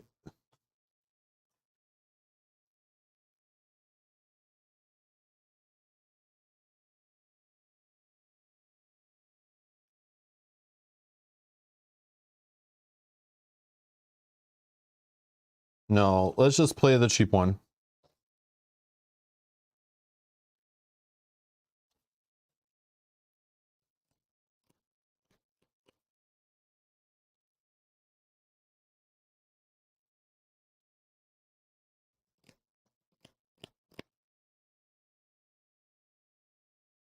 Okay, the AI is going to get 2 reds. Oh, I didn't even realize. Whoops. Yeah, I just let the red take the red forbidden knowledge. Whoops. Okay, and 1 blue. Yeah, I'm in trouble. Whoopsie. Oh, no, wait, it's only at 11. Sorry. Next turn, it will be at 13, right? So if we don't get rid of one of these red cards, for sure next turn, the red forbidden knowledge is gone. And then we're tie game. That's not good. But is it worth it to try to slow it down and gain red cards, which I could gain and then they replace with reds anyway? Or do I just keep going on playing my own game over here? I don't know. But it now looks like the red's going to be the first one gone. And I was thinking it was going to be the black, but I wasn't putting that together there. Whoopsie. Yeah, you lose track up here for like even a couple turns and it's like, whoa, the AI's like blowing in the lead here. All right. So... Oh, also, sorry, right now, actually, it is at 8 blue. So remember, we need to, first, I'm checking just for 13, but it also checks if it has 8 or more of a resource and the forbidden knowledge is gone, which is the case right now. It has 8 in blue. There is no blue forbidden knowledge left available. So it will actually discard these and it's going to gain its first tentacle. When it gains a tentacle with this card out, it is going to gain 2 extra black, which sucks. So it's now at 10 black. And because it gained a tentacle on this turn, we're now going to flip a new card and it's going to move its little tokens finally to the ones with the gold symbol on them. Okay, so now we can go to the blacks without giving resources to the AI. But now it has the ability, if it gains a tentacle, we'll lose 2 gold. Or if it gains a forbidden knowledge, we lose all of our gold. So we should probably not try to build up gold right now or spend it as fast as possible here, because it's going to start stealing it away. Yeah, AI cheats hardcore. Remember, we're playing on the lowest difficulty in the base game box, not including difficulty modifications added later in that document I showed you that's linked down below. So it's like crazy. And this is what I'm talking about, is like, it's an engine building game, building a tableau and building an engine. And I only have 4 things in my engine, and you need to do these or else you have there's no way to get enough tentacles any other way, really, unless you're racing for these. But the AI is always going to take 1 or 2 of these really quickly. So I've only put 4 cards down, and I'm already feeling like that was a mistake, which is kind of sad, when that's like the most fun part of the game, is building this tableau of all this engine building, and it just gets crazy, right? So I don't know, but yeah.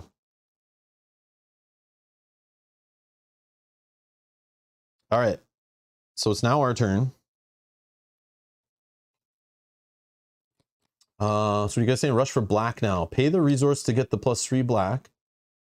Oh, which we don't need to pay anymore because he moved his magnifying glass. And Dragon agrees. Okay. So we're going to move 2 to get the 3 inks. That's where you want to go?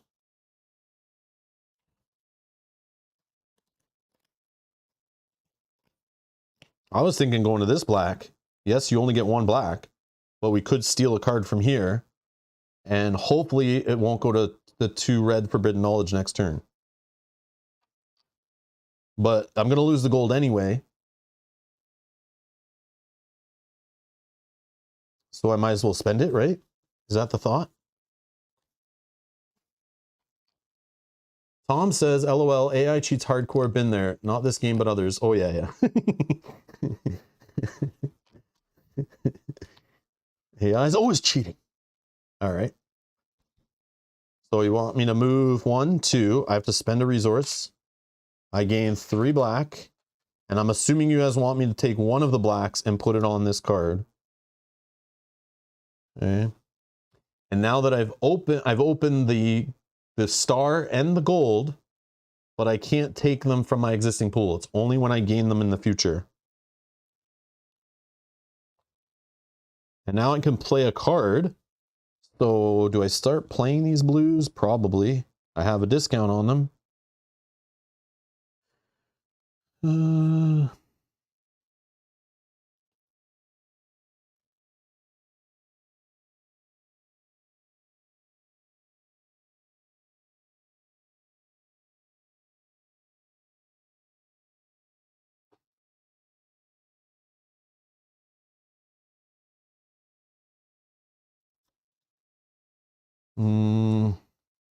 I could play this one.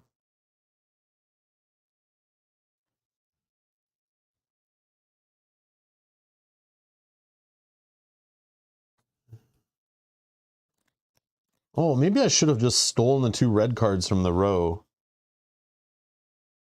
I could have did that too, right? Nah, I'll do what you guys are saying.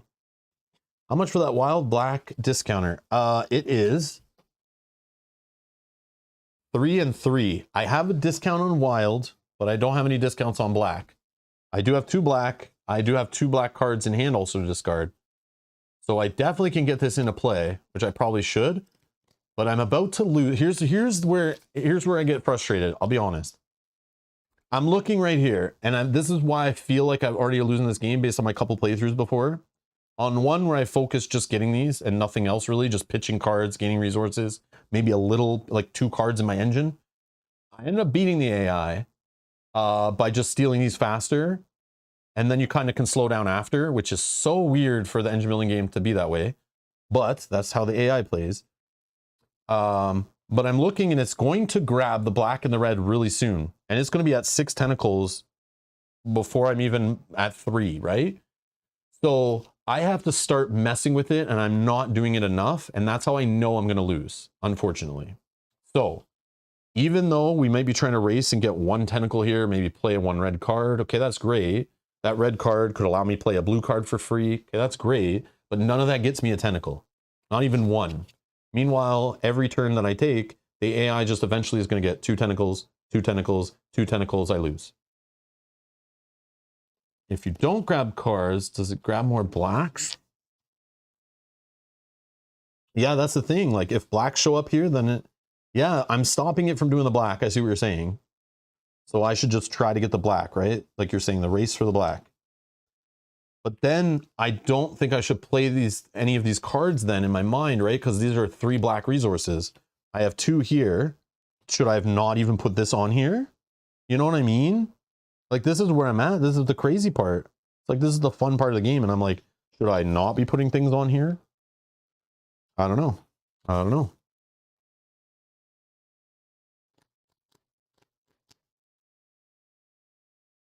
Yeah. There's no way I could get red. Okay, well, I did what I did, but now should I play cards? You want me to play this Tales of the Inexplicable?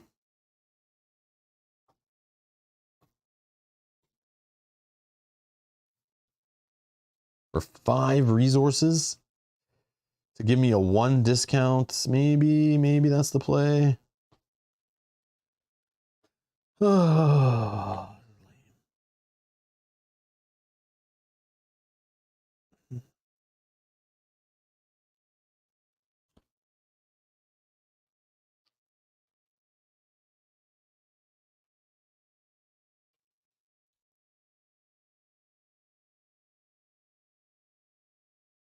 Yeah. It's the playstyle's not lining up, Dragon, 100%. Play Whisper green card, I think. Whisper green card? This one? This one, yeah. I wanted to play this one earlier. I was debating getting it down because it could have led to like a big injection. And like, I do regret it a little bit. But yeah, I could play that one. Can I though? Let's see.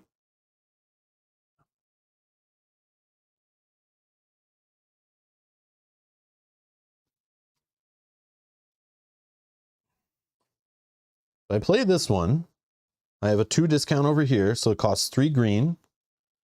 I don't have enough to play it actually, because I only have 1 green here and 1 green to throw away, so I can't even play it. This one I could play.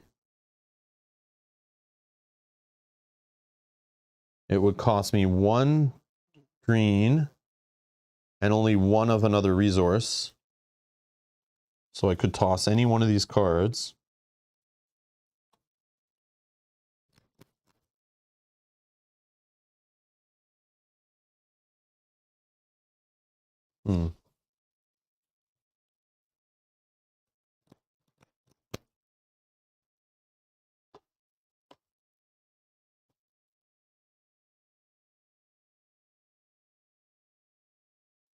A race for black, eh?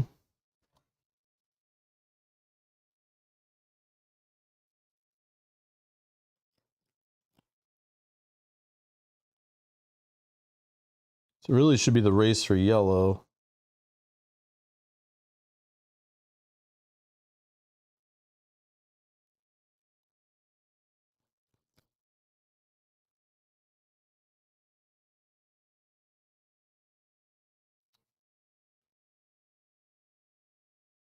Black discounter helps to race for black. Yeah, true. Okay. So I can play this one for 2 black resources plus 1 of these discarded. I'll discard this one.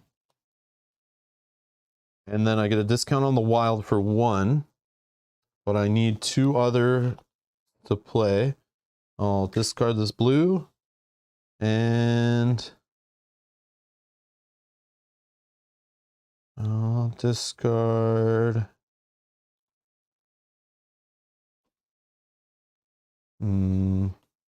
Let's discard this one maybe. Okay, it's expensive, but it's what we're doing. Okay, I don't know. We'll see. We'll see. Okay, AI gets 2 red.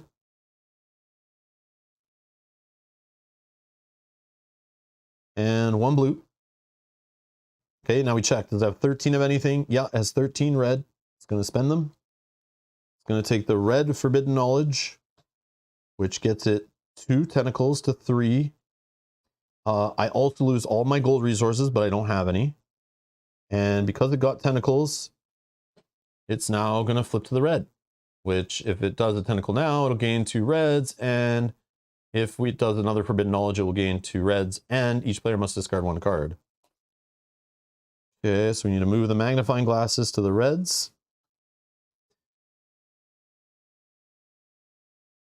Okay, that's what it's looking like. So the AI's at 3, we're at 2. It's not over yet. Can we do it? And now different things are happening here.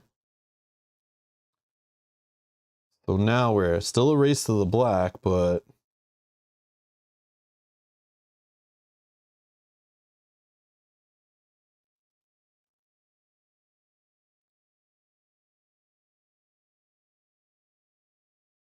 and remember, if it gets up to 8 red now, because it's not here, it'll gain another tentacle. So yeah, we still have to respect the 2 reds there, because that's 4 turns away from getting another tentacle and us getting punished and the card flipping. Yeah.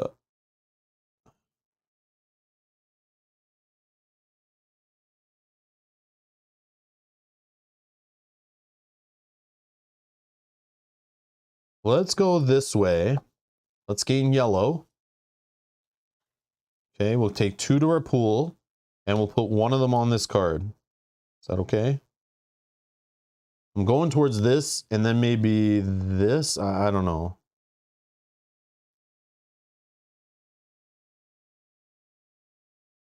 Mr. Wayham says, I'd like to play this game. It's a fun game. Don't get me wrong. It's just the AI I don't like. I don't like this AI solo mode. It's still a fun game. Don't get me wrong. It's a different puzzle. But I got this game based on the engine building stuff and the multiplayer aspect to it. And I'm very much looking forward to playing that. And we'll stream that probably next week is the plan. So stay tuned for that. Check the playlist down below when we schedule it or have done it. But yeah, I just wanted to play it first. I was like learning it with the solo mode and was like, oh, might not be the best way to learn it, but it's still fun. I would just choose a lot of other solo games over this one. But the game is good, and I can see why people liked it. I can see why it had some hype at Gen Con when it was there early. It's definitely a cool little game. All right, playing a card. I don't think so. I don't think so. Not happening. AI, 2 red and a blue. Our turn. Let's go here. We're going to gain 3 greens, but we're going to take 2 and put 1 on this card, which will complete this constellation. Now, we actually finished this first, I believe. You kind of finish 1 action thing at a time. So we need to take a card from here. But this is going to let us, when this finishes, it's going to actually allow us to gain a tentacle, plus fire off a red card from the row. So it's the fun of like manipulation here. I love this kind of stuff. So we can manipulate this row. So we could like take away a red or something, hope another card comes out that maybe we can play instead. So, but here's the crazy part. This is the combo I've been eyeballing. If you look here, this red card that costs 7 actually lets us play a blue card from the market for free. And right now there is one. So we kind of, if we don't touch these 2 cards and we take this one, we could see a new option that fits into this little combo, or we still leave this combo here. So if I take this card, okay, as my card from this tile, that leaves these here plus a new card where when I complete this one, I'll fire this one off for free, which then allows me to play this one in my row for free, which is kind of nutty. And that's what I've been like eyeballing this, kind of like trying to line that up. And that's the advantage. The AI doesn't change the deck or the market. So you always can kind of like try to line things up in the market for your benefit, but that at the cost of the AI gains resources based on what you leave here. So it's like, but that's the way I'm going to do it. I'm going to take that card. I'll refill it right away. It's a black. Okay. That doesn't help anything. This icon's pretty cool. We haven't seen it yet. when you pay for this card and put it into play, you then can discard any black and yellows in the market if they're there. For every one you discard, you get to move Cosmoctopus one move each, gaining the resources from each move. So if it's kind of like a timing thing. If you can line this up with black and yellows in the market, amazing. If you play it without that, kind of sucks because it's 5 resources for literally 1 discount. But if you can get like at least 1 black or 2 black and a yellow in there, man, you're living the dream because you'll just flood yourself with resources. But it's like a huge timing thing. It's a fun mechanism in the game, I think. Okay. So now we've completed this. So we're going to discard all these tokens.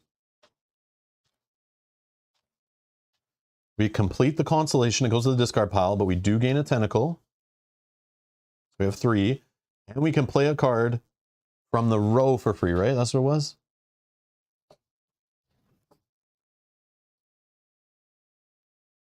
Or is it from our hand, actually? It might be from our hand, actually. So if that's the case, I'll just switch and take that one instead. I just need to find out what that means. Hold on. There's a nice, I got to give props for this. So there's a nice little, if you're not sure about a card, even from looking at the icons, there's like a nice little write-up in here. So what's this one? A blue? Oh, maybe there's not for everyone. It's black, yellow, reds. Okay, I take that back.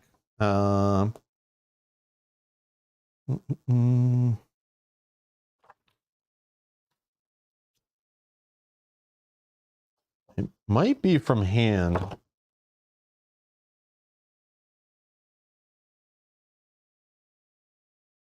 Oh, it is. It's just play a card for free, not from the discard pile. I think it has to have this if it's from the discard pile. So I was doing that wrong. We got it. We got it. So I can play a red card from my hand for free. So I could play this card, which would then let me play a red card from the row for free, which still does the combo. But why wouldn't we just take in the other one to hand? I don't know. Or do I play this one for free that I just took to hand? I could gain 5 gold and I get all the cards from the row. Then I don't know how I'm going to play all those. I want to just get cards in play at this point. I think it's faster.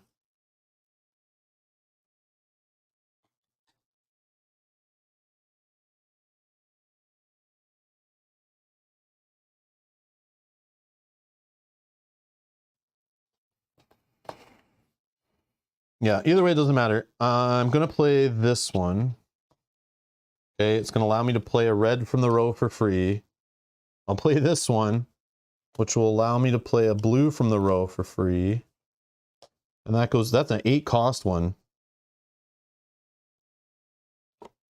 I don't know.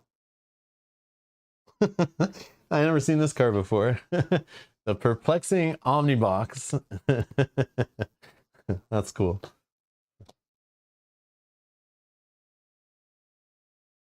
All right. And now we have this here. So that was just from us collecting our resources here. So now we could still play a card optionally. I don't know if I have the resources for such things, but I kind of do, I think. I could have a 2 discount. Yeah, I could play this for literally 1 blue because of my discounts here.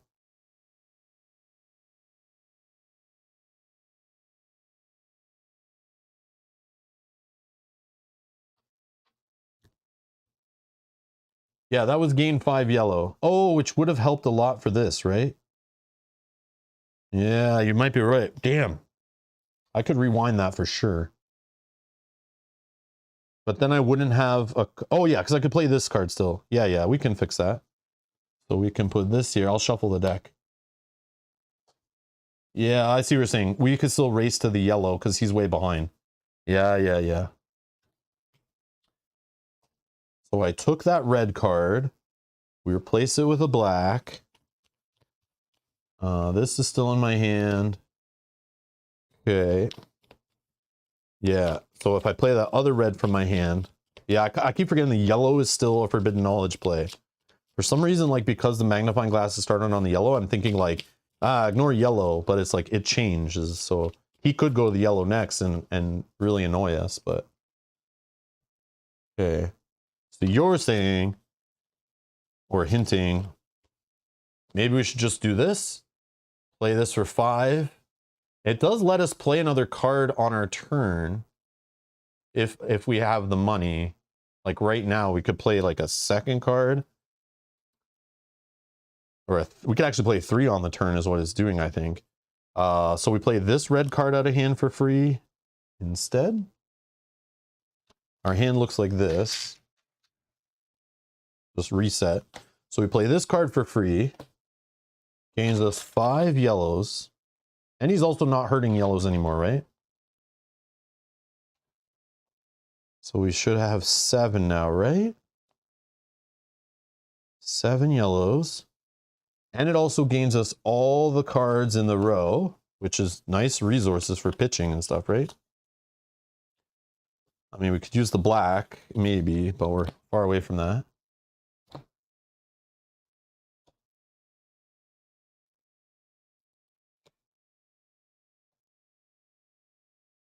So this one, draw and keep the top 2 cards of the Devotee deck, and then move Cosmoctopus anywhere you want. And I think you're even allowed to put him on the same place he started, technically, and you can gain resources that way from the same place. That's like one of the only ways that breaks that rule. Cackling coin purse for extra gold. An electric seahorse. Okay.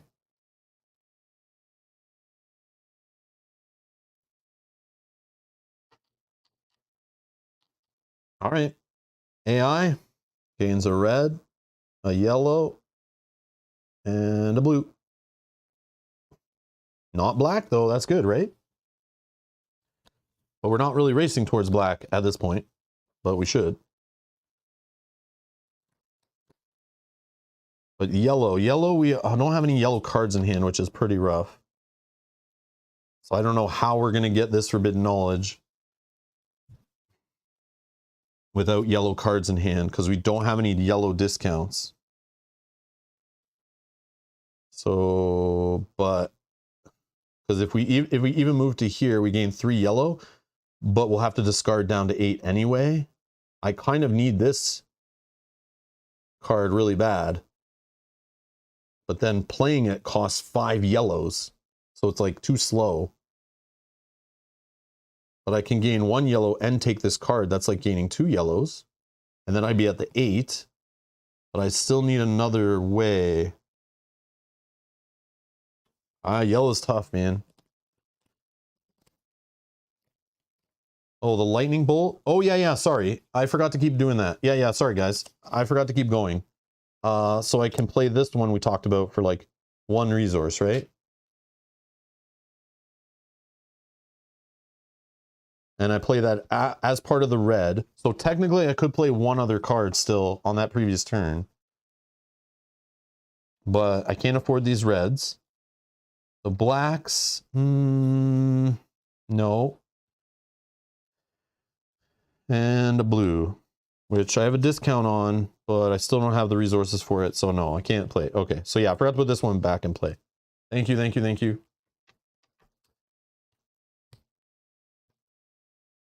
we afford one of those blacks without spending any yellow?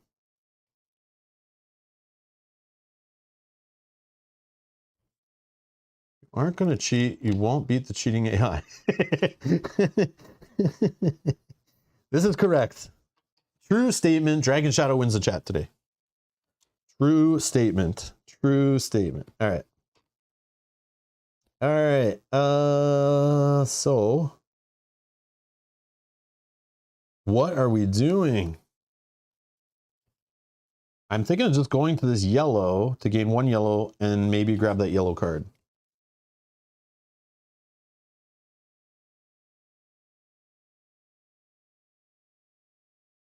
But then where am I going after that? That's the question. Jumping across to 3 black? Or maybe continuing down to a black and another card, and maybe there's another yellow that shows up? Or maybe I can try to get, take away other kinds so I can get down to here and take all of the same kind if that lines up. But I also don't want that yellow there to stop him from gaining yellow, but then it could just be another yellow. But if that's the case, I can try to grab it. Isn't it 3 black plus 2 others? So we have 1 black with this card. Are you talking about this one?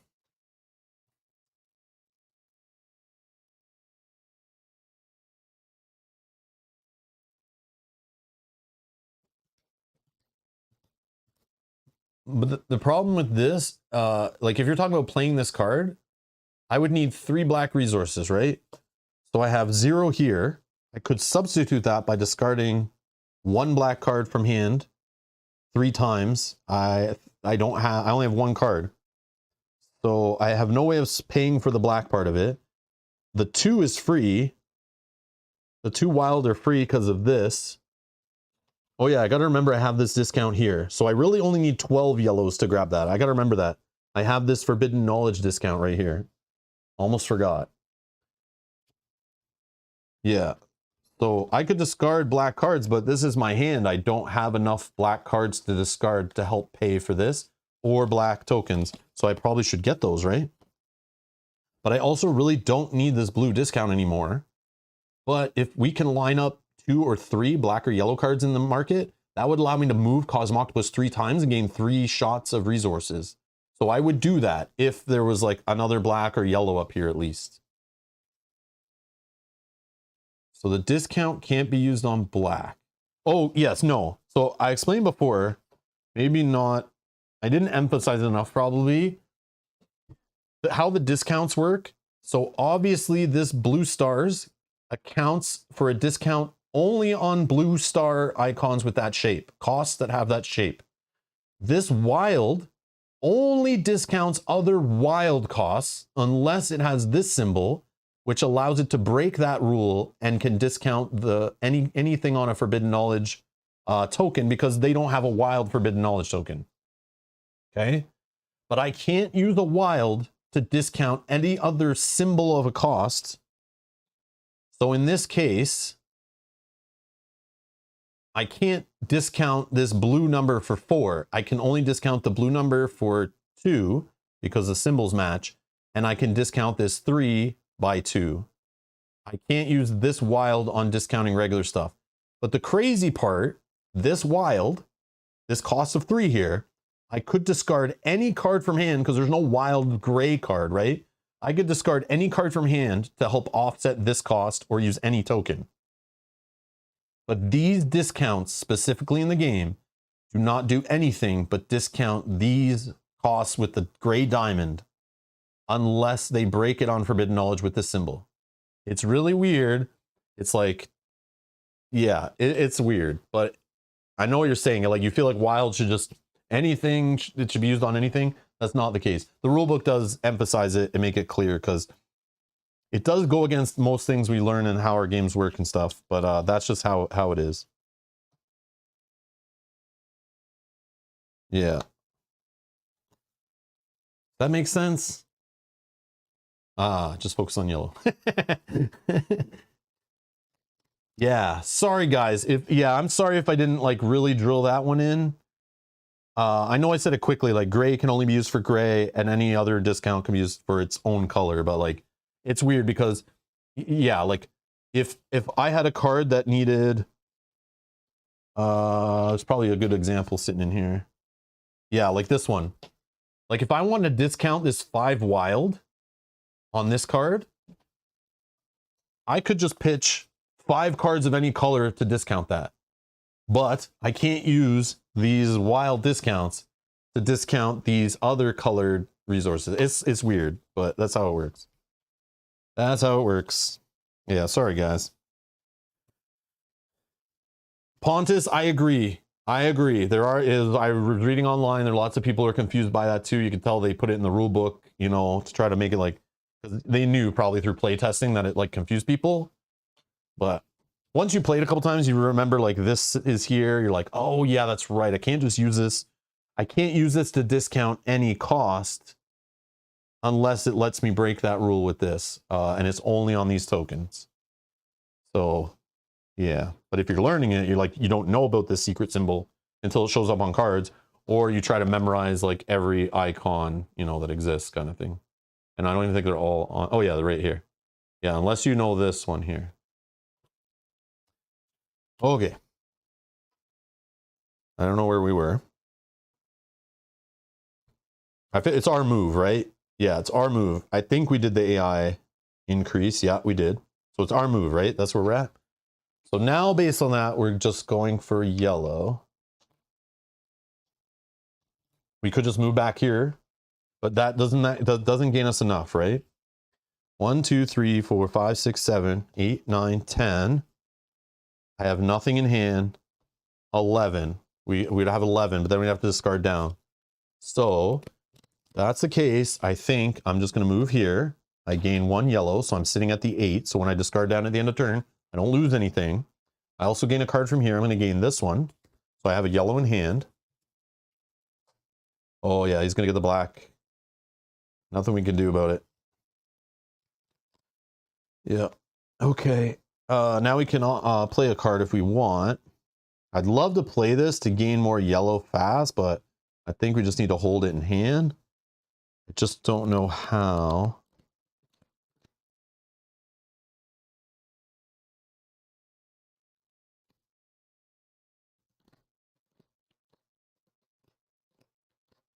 Hmm.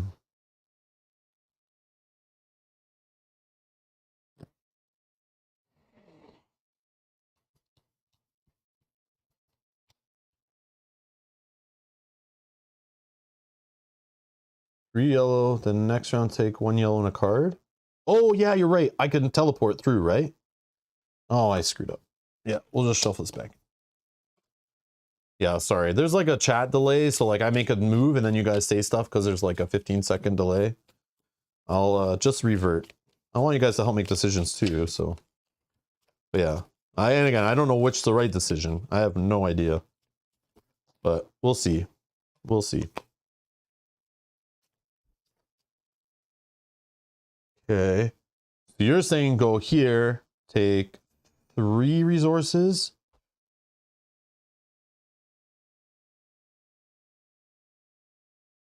Oh, but yeah, but at the end of turn, Yogi, we discard down to 8. We can never at the end of our turn hold more than 8 of something. So if I take 3, I'm like this, right? So this is a 3. I'd 7. I take 3. So this is, we'll show here. So I take these. I'm at 10, right?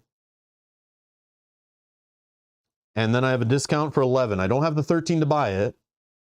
I could play a card, but I can't. I have no way to spend these gold unless... no. Yeah, I have no way to try to spend to get under 8. So at the end of my turn, I literally have to just lose those 2 extra. So that's why I'm saying go here. So I just get 1 extra. I don't lose these 2 resources for nothing. And I gain a card. So in my mind, I gain 2 resources versus just 1. So yeah. Yeah. It's all good. It's all good. Yeah, I see where, yeah. That's just where I'm thinking. But yeah. But I know like if I had more yellow in hand, more cards, I definitely would have hit here, fired off, got this, and then we could jump the magnifying glass. Even maybe still going here if we just need anything.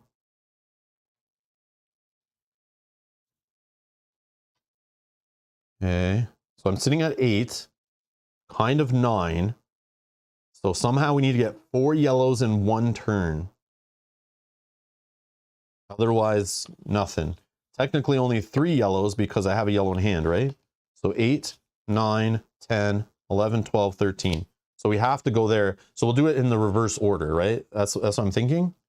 So it's going to gain 1 red on its turn. Yeah, I can't play a card. I'm not playing a card. So red goes up 1, right? And then 2 blue to 5. So when it gets to 8 blue, because there's no thing here, it'll get another tentacle. Okay. So now on our turn, we're going to go jump through the magnifying glass, go to here for 3 yellow, right? Unless I've counted wrong, which is totally possible. So now I have these on my turn. I gain my 3 yellow. So right now, if I want, I can 4, 8, 9, 10, 11, 12, 13 by discarding this card. I spend all these yellows. And we jack the yellow forbidden knowledge, which gains us 2 more tentacles. We're at 5. The AI is 3 right now, but it is very close to gaining another 2 or 3. And remember, when it gains its 5th one, we flip this card and some ability is going to mess with us and make it even harder. So yeah. Okay. Now I can play a card if I want. I'd really like to get a red because I want to start this card here, which is so annoying that I don't have it yet, but I don't want to give him an extra red, but I probably should have. I probably should have.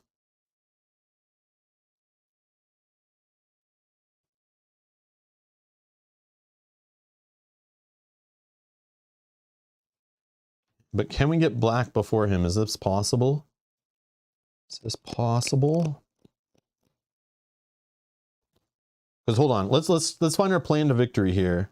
So I have one tentacle sitting here in play possibly, but I still need 3 more. So like I either get this and this, which I've been ignoring this, which I shouldn't because I'm ignoring it because of his stupid magnifying glasses.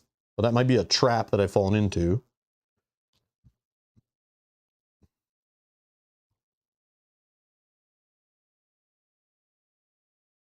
I don't have any red cards that make tentacles. In every game I've played before, I've had at least 1 red card in hand that I could play for a big cost and get a tentacle.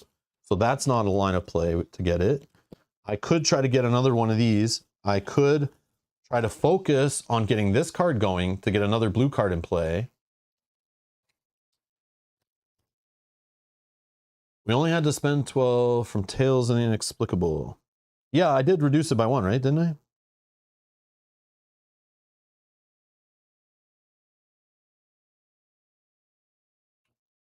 That card was included to get the 12. You had 11 tokens and 1 yellow card for the 12, and then there's discount for 13. Yeah, because these cost 13, right? I think I did that right. Oh, okay. Good, we're good? Okay. Again, I could be wrong too. Question everything. I appreciate it. Question everything. I'm not a pro at this game. I'm not a pro at adding up to the number 13 either. So question everything. Okay.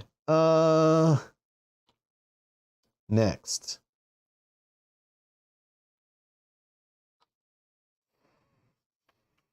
Do we try for the black? Do we try for the black?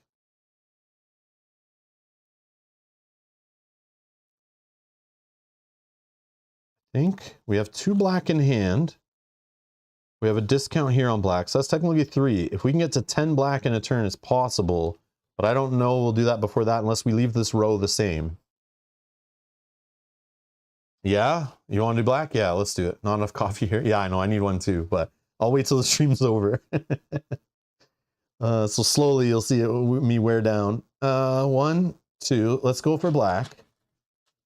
He doesn't have a way to mess with black right now, so hopefully he doesn't catch us before. Okay, playing a card. I have 2 in hand to discard 2, so technically I'm at like 3, 4, 5, 6 out of 13. Think of it that way.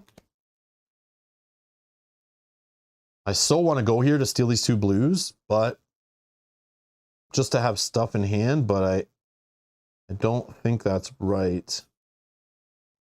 Because then I don't want blacks to show up here.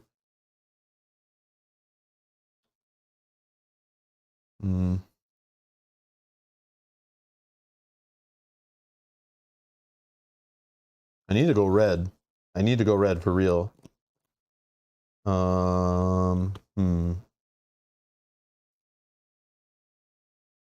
This might be the play. If I can get this card, maybe it might get me a couple blacks, and then I can move him to gain some extra resources on the same turn.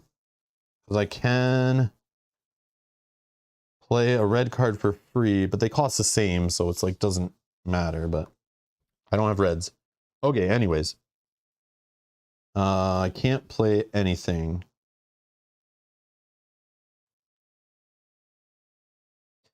So he's gonna get a red and 2 blues. 7. Okay. Our turn. Looks like the 4 turns to get black if you don't discard the black cards beforehand. You land on the red +3. Is the only negative that he gains a red? Yes. He just gains 1 red, which we're okay with. Once he gets to 8 red though, because there's no red here, he will get a He will get token. He'll also get a tentacle. He doesn't flip his card yet, but also he would gain 2 extra red to speed up him getting another tentacle later. And then we flip the card, so the magnifying glasses and stuff change, and it could change to black, and that could really mess with us. So there's like, but it might not, right? We can look through discards. 1 black is showing up. I think there's 2 of every color, I think, but I might be wrong. So as long as black doesn't show up, we're okay, right? But if it does, we would have to move on to a black, we'd have to give him a black token, and we have to make sure we get this before him, maybe. I mean, if we do, we win. If we can get this before him, we win for sure. If he gets it before us, we still could win, but it's a long road. A long road. And I don't think that's the play. Because he starts like very exponentially, starts like firing off tentacles like crazy at the end. Because the numbers just get too high. And all these are gone, so he only needs to get to 8. All right.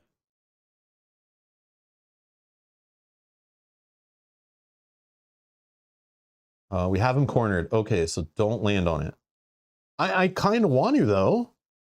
Because I want to start this. This is the tentacle. We need this. And if in some crazy world we get this done, we get to jump to the black, this space and get this red points, which could allow us to play another card. I don't know. Probably too late for that, but.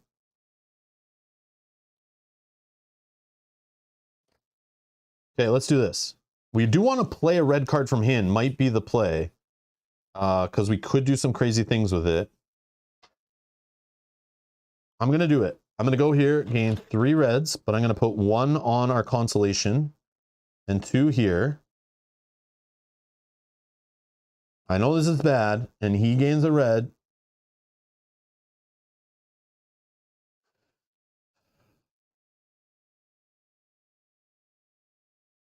But I think I'm going to do it. Because I want to start this. I need to start this. And now we can place black and yellow on here when we get them. And then we need to place black before we can place a blue. So if that's the case, we need to go to black or yellow next. Can I play a red card? No, I can't. I know it's bad. All right. AI, he's going to go to 7 red. And 9 blue. So now there's no blue here. So he'll spend 8 of that 9 blue. He'll gain a tentacle. When he gains a tentacle, he gains 2 red. This is bad. He then spends 8 of these. Gains another tentacle. We flip this card, going to 5. We flip this card. The hand limit for all players is permanently reduced from 8 cards to 5. If any player has more than 5 cards when this card is revealed, they must discard down to 5 immediately. Surprise! 1, 2, 3, 4, 5. Ah, gotcha. Okay. Then, again, this could be one of 3 different powers that come in the game. So, like, you're never sure what it's going to do to you. Then, because it did do at least 1 tentacle on his turn, we are going to flip a new card. So it's going to blue. And it's going to blue.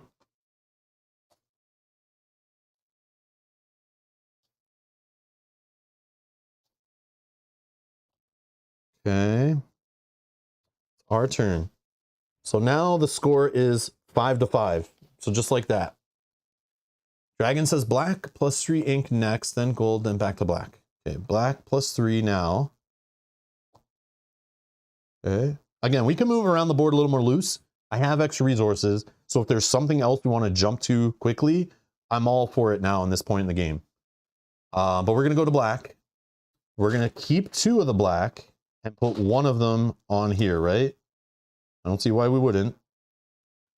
I don't see why we wouldn't. Unless we really want to try to get this fast. Ugh. So we have 5, 6, 7, 8 towards this. Should we not? Should we not? Oh, this is rough.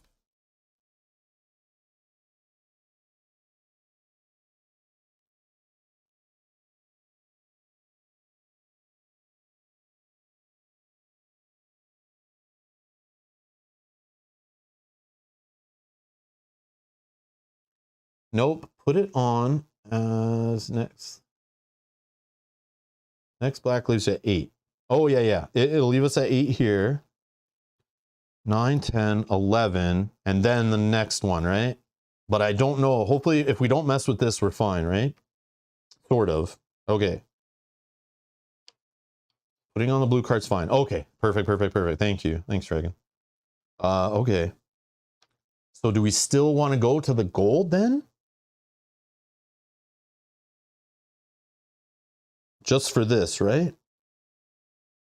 We could do the blue now too, though. If that makes... Oh, we don't want to go to blue for him. Yeah, he's on blue. Duh. Hopefully he'll move off of it, right? That's what we're hoping. So we're going to move for 2. I'll spend blue to move the extra space. Okay, no gold. Okay, so we're going to take 3 gold from here, but we're going to put 1 of it here.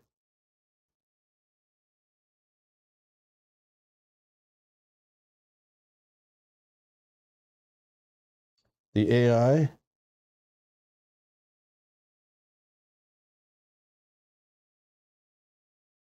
Yeah, the magnifying glasses messes with everything, but I'm okay spending resources right now. I think we're okay unless we want to play some of these cards, which I'm not really in love with any of them. Other than if we were to play like this, but again, I don't have enough reds to discard to help pay for one of these because they're 5. So I could discard 1 to make it 4. I have 2 here. I have no discounts, like other than I don't need to pay the wild, but I don't want to mess with the row. But I do, because I want some of these cards to like do things. I don't know, we'll see. Okay, so AI is going to get 2 here and 3 here now. Right?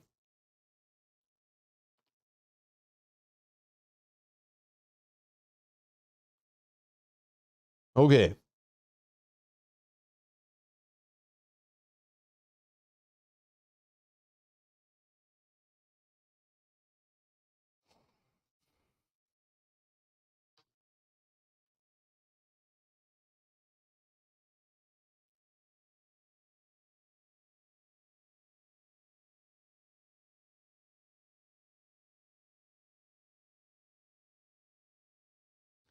I just should rush to black, right?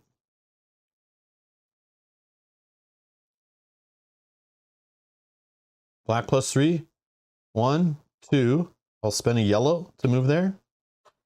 We gain 3 black. We're at 8, 9, 10, 11. Not enough.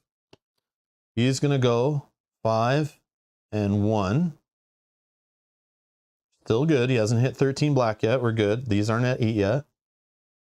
Okay.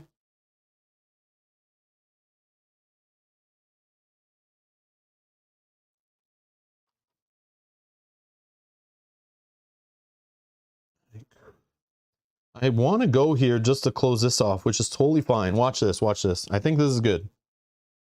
I'm going to spend this yellow to move 1, 2. It'll give him a blue, unfortunately. So that means he is going to get a tentacle. But we do get 3. I'm going to take 2. 1 will go on the card. Okay. This will clear. I gain a tentacle. Also, I get to move Cosmoctopus to the Inky Realm tile that has the +3 things on it. So I get to move to here. That also gives me those reds.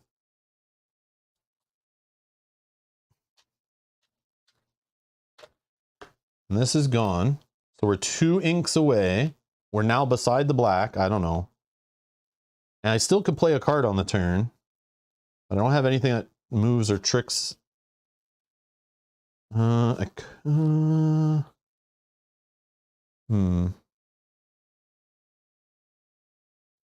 I forgot to take my extra 2 from this. I have a bonus of 2 from that. So I technically could play this card for a discount of 2. Yeah, I don't think I'll need this, but I might as well just in case. Discount of 2, so I spend 3 blues. And then the wild on it's a 3, but I have a discount of 2. So I'll just spend another blue. Yeah. I don't need to play anything. And as long as I don't mess with this, we're fine. But I'm just showing that you can. But I don't think we need to. All right. AI takes 2 blue. So it's going to go to 8 there. And 1 red. 4. Okay, we check. It does have 8 blue. There is no blue forbidden knowledge. So it's going to spend that 8. And gain a tentacle to 6. When it gains a tentacle, it's going to gain +2 blue. And then now it's going to flip a new card, going to yellow with the magnifying glasses. So those spaces are being investigated, those inky realms. Back to us. We go here, right? Gain 3. And then to get that forbidden knowledge, we can spend 1, 2, 3, 4, 5, 6, 7, 8, 9, 10. I'll keep this. 11, 12, 13. Just to show that you can spend like different things for resources for teaching purposes. And then we take the forbidden knowledge. Okay, so we got 3 of them. We then gain 2. That's 8. We then lure Cosmoctopus to us using our cultist ways. And we officially win. GG, easy game. Thanks for the help, everybody. But yes, Dragon Yogi, thank you for playing along. I appreciate it. I like it. It helped also ask questions to help re-emphasize the rules too, which was good. Because my explanations aren't always the clearest, and I know that because I'm trying to like speed through it and get to the playthrough, because we're more about the playthrough, right? Just so you understand it and then kind of learn as we play through the game, which worked out. So don't feel bad. Some of your recommendations were like bad, but it's like, you don't know, right? So, but it's definitely helped learning. Yeah, I had no idea from the beginning. Yeah, but it helped us learn and discover it. So it was good. And we beat the AI. All right. Now my thoughts. I've been hinting at it all throughout. I've been mentioning it. So this AI, it's fine. It works. Some of you who've played with this kind of AI in your solo Euro games, where it kind of like, you have to respect it, you have to hate draft it, you have to pay attention to what it's doing, and you have to disrupt. Because if you want to play multiplayer solitaire in this, where you're just kind of, that doesn't work, right? We are playing solo, so the multiplayer solitaire doesn't make sense. But you can't just sit here in your bubble, building your own engine, buying your cards that are perfect for your engine. Because if you don't pay attention to what is in the row, this guy will race away with the game. Like, it is so fast. I played my first game. I lost like 5-3. I was like, what? Then that's when it clicked. I was like, oh, I see. I looked at it again to make sure I was playing it right. I reread the rules and I was like, duh. Obviously, like basically step 1 is looking to see if he has 13 resources. He's going hard for forbidden knowledges, which are 2 tentacles a time. And you only need 8 to win. So if you don't grab at least 1 forbidden knowledge, you will lose this game so fast. I was only able to get 1 of them in my first game, but I realized it way too late. I built an engine of like 7 cards. I was playing cards for free. I was like, resources coming out the wazoo. It was amazing. But by the time I got to my first forbidden knowledge to make enough using discounts, and I thought that's kind of how the game works, right? In most of these kind of engine building games, when I buy a big flashy victory point tile, you know, like forbidden knowledge, when I buy one of these, I assume I want to do it as cheap as possible because 13 seems so expensive. And if I'm just discarding cards from hand and throwing away all my resource tokens, that means I'm not playing cards. And part of the fun of this game is playing the cards in your tableau, building this awesome engine, and then using that engine later in the game to just race for the victory, right? That's how, and I only assume that because all these kind of games I play like this, that's my favorite way to play them. I love engine building games for that reason, where it's the slow beginnings, you're not really doing much on your turn. Then all of a sudden you're looking down and you're playing things for free. Points are flying out of everywhere. You're collecting fists full of resources and it feels so good when your engine fires off. And that's when I saw the game and looked into the game, and when I bought the game, that's the way I looked at it, and I expect that's the way the multiplayer plays. Based on all the other many games I play, they're exactly the same design. But sometimes they add the AI to it that kind of changes the feel of the game, and you need to play the way, like, to stop the AI. And that's the way the AI was designed. But the AI, it's also designed to turn the game into a co-op mode also. So I think that's part of why it is the way it is. So you could have multiple people playing against this guy trying to stop him. And how that works is if one player, like if we were playing with Mel right now, if I completed my 8 tentacles first, then I would clear these away, because all the players have to get to 8 before the investigator. I would clear these away. Then I would flip the token. And this reminds me on the back of this that I literally skip my turn, except I move Cosmoctopus. That's all I do. I move Cosmoctopus and I give the resources to another player at the table of my choosing. That's my turn until the end of the game. So you need all the players to try to get to 8 tentacles. So you could play this co-op against this AI variant, which I think would be pretty fun. But again, you're kind of not, it's not about the engine building more than it is the race, which is weird.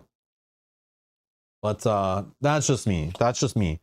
Some people love their AI design this way, and that's fine. It's just not the way I like it. I like the AI to make it feel like I'm playing with another player.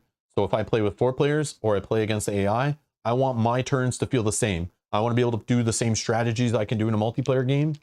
And that's not the way this is, really. Even on the lower difficulty, it's not really that way. Unless you really make it easy and do some modifications. But I am very much looking forward to playing this game in full multiplayer, 2 players, and really enjoy building my engine. But just like in a good game of Scythe or Expeditions, I have to pay attention to the other player of the table and how many tentacles they're gaining. And I have to make sure I'm keeping up with that or beating it. And that's the respect I have to do there. So if I notice the other players at the table are building slower engines, that's fine, because they might again race to the victory at the very finish line, right? Playing the like slow, steady turtle, right? Versus the player who's just like pitching resources and cards to grab forbidden knowledges will eventually run out of gas, right? So there's a balance there for sure. But it is a very clever, very cool game, very nice production. And I like it a lot. Just, I would not play it solo, to be honest. Like, it's cool to try it out and figure it out, but it's not, I would never buy this personally to be a solo game. But some people out there, including you, might be fine with it. You might be fine. This might be great. But I'm not really a fan of it, to be honest. The solo adaptation. But I'm glad it has it. At least it has one. If it didn't, I'd be complaining even more, probably. But yeah. Yeah. Mr. Wayham says, yeah, I like it like that, Rob. Yeah. Yeah, and that's fine. I like, and I just want to be clear. Like, please don't think that, oh man, I would never buy this to play solo because Rob thinks it could be better. Like, no. I'm just trying to explain how I feel, and so you understand. So if you kind of feel the way I do about AI in your games, how solo modes are designed, you know, you then can kind of, it helps you like compare apples to apples, you know.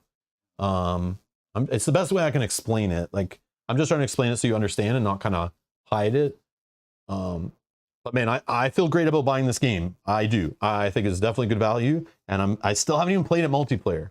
I just played enough of these kind of games multiplayer to make some educated guesses. But yeah, like Mel and I looked at it, and Mel and I were both like, yeah, let's get it. It looks like it's fun. Like our gaming group would like it. Mel and I would like it. Has a lot of stuff in it we like. The theme, of course, we like. I love engine building. I love a little bit of take that, like kind of where you're going. You can kind of steal cards your opponent's looking for. There's enough of competitiveness in it that I like it. Like, there's interaction between the players a little bit. But it's not long. It's not complicated. Sort of. There is some weird complications to it, but nothing that like medium light to medium kind of gamer could figure out. But yeah, any questions? Any questions? Yeah, Yogi. Yeah, Mel could have 8 tentacles before I even finish my tableau. Correct. Because there's like that fine point, right? It's like in Aeon's End. It's like there's a point where you switch from destroying minions to like fighting the boss, and if you miss that fine point, you kind of lose in most cases. In this, there's a time where you stop playing cards and building your engine when you start like deciding, I need to get tentacles done, right? So there's this balance of focusing on constellations, but this is the first game I didn't have a red card that got me a tentacle. There's even yellow cards that every time you gain a tentacle, you can gain a bonus. And if you play this card, you even get to take a top card from the deck, just a blind card. There's lots of other cool little things happening on cards here that we didn't see in this game, actually, that I've played. Oh man, look at this one. 8 cost, but it's a 3 wild discount. Jeez Louise. And obviously, if we had one of these, they're like expensive. But if we could have got one of these in play early, one of the ones that give us a bonus on resources, that helped us get another Forbidden Knowledge or, you know, fire off a combo. These ones are nice. Like, even though you have to dedicate resources to get this in play, it will pay itself kind of back later, you know? But is it too late? That's the risk versus the reward, right? Oh, this one. Behold the Yawning Darkness. This card, there might be others. Might be others. I like these ones, like just big injections of resources. Because that helps you get like Forbidden Knowledges, kind of break the barrier, you know, to get a whole bunch at once. Like you can save up enough to pay for this card. So that way you can get a big 8 injection on your turn. Shoot up to 13, you know. They have one for like all of them probably.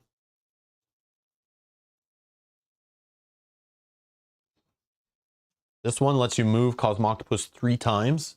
So again, you could play this and you get to like, you know, you could move him like here, gain the resources. That's one move. You then do another move action, which you could spend resources to get him to move 2 spaces, you know? And then another one where you could move him like, you know, however you want to do it, but it will cost you can do the tribute thing. Very cool card. That way you can jump around and get a bunch of resources. I'm assuming this is any when you gain the tentacle, you can move him to like an adjacent space.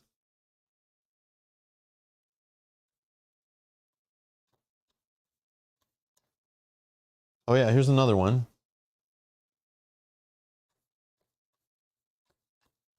Another one. Yeah, there is a few red cards that gain tentacles. Yeah, there's 3 of them.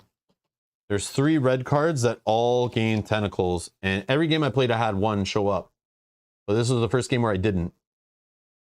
And the cool part is when you play one of these, it kind of makes you care about other resources. See the way there's like 2 resources, not wilds? So even though I got the blue Forbidden Knowledge in solo, I might still care about blue resources to play this to gain another tentacle. And if I already have a Forbidden Knowledge, I can move them again and gain some more resources. So I was hoping for one of these to play for free with my abilities to play cards for free, you know, kind of thing. But one didn't show up. But, I mean, hey, that's what happens. But yeah, that's Cosmoctopus. Solo. If the Forbidden Knowledge is worth 2 tentacles and 2 player, I'm not sure it'd be that different.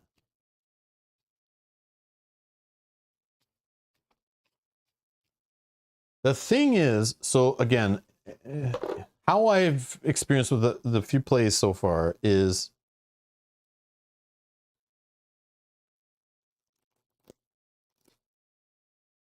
like you have a choice.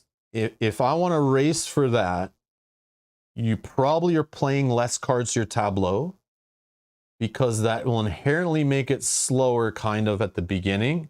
But should those investments work out, they'll eventually lead to you gaining more resources or having discounts, which would lead to you gaining more Forbidden Knowledges later.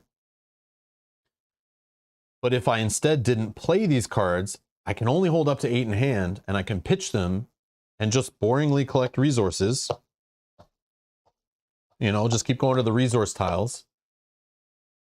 But again, I wouldn't have cards because the only way to build up cards is to go to the ones that don't give a lot of resources and give cards. But cards are very valuable because if you're pitching a card for 1 resource, that means you probably got the card at a cost of 2 resources. Get it? So if like I go here, I gain 3 resources. If I go here, and I'm just pitching cards, I only gain 2. Now the power is playing the card. It's expensive, but it should pay off later, but not every card does. Especially as the turns go on, every card you play has less and less impact. But in a multiplayer game, if nobody's really racing and kind of going slow, everybody gets to go slow and everyone gets to build an engine. And if someone wants to rush towards one of the forbidden knowledges, that's fine. You can generalize and kind of maybe then by late game have grabbed 2 of them before another player, right? So like, but there could be a game where nobody goes for these and you're just gaining them from blue cards and playing red cards. But every now and then someone's going to grab one of these, right? I don't know.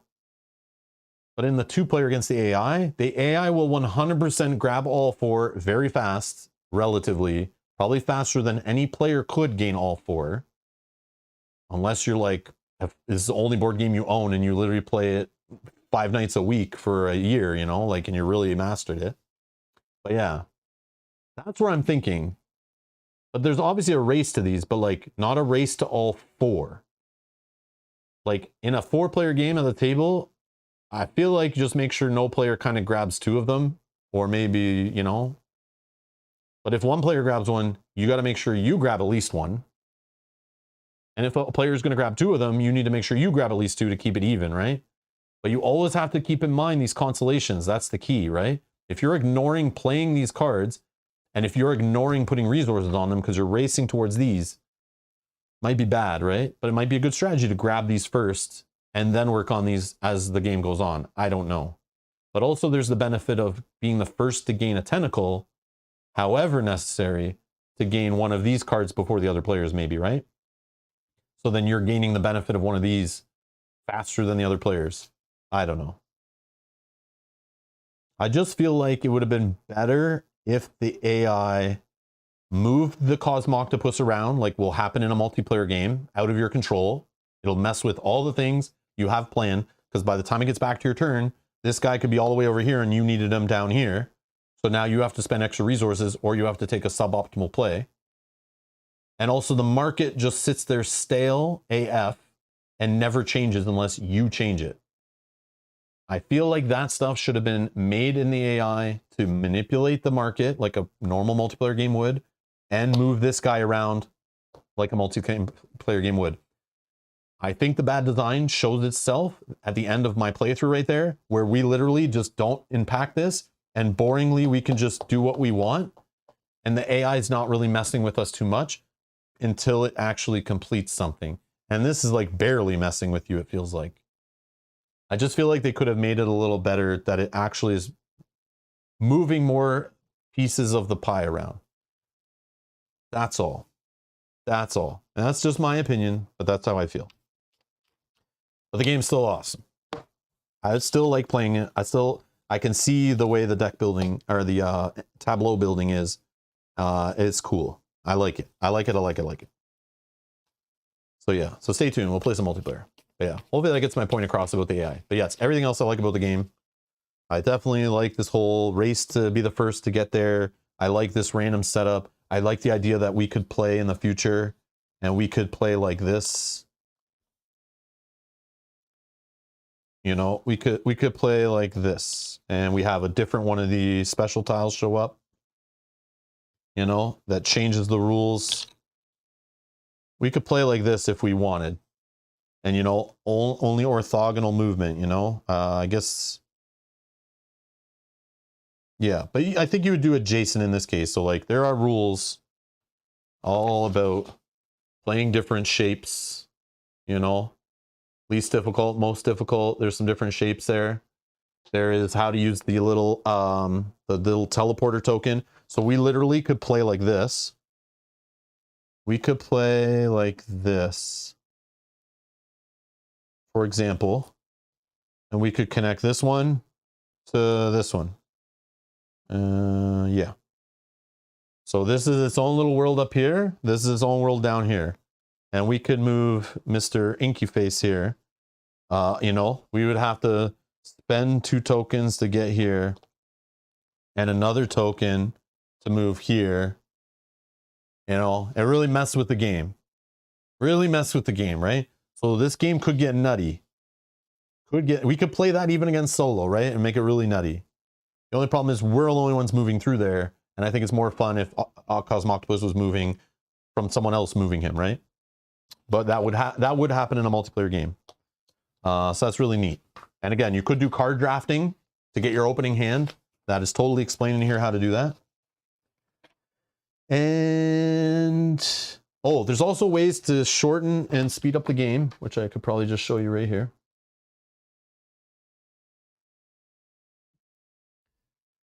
For a quicker game, or if you're just teaching people and you don't want it to drag out because they're asking lots of questions and you know they're getting tired, you could make it last less than an hour by just having everyone start with 3 tentacles. You could also use those starting recommended card hands that are on the reference sheets if you're playing with younger players or new players or whatever, to help them get a nice little hand that makes sense to start building, like to give them a little start. And then once you're familiar with it, draft starting hands. And then you could change the layout. So there's like, I'm just showing you the basic of basic, right? But you can make this game more complex by adding in like little variant rules and modules and stuff. I'd still play Res or 51st State, but I see the allure. Well, it's got the cutest little octopus Cthulhu, right? Like, how do you say no? Look at that box. Like, how do you say no to that? You're a cultist trying to summon this cute Cthulhu.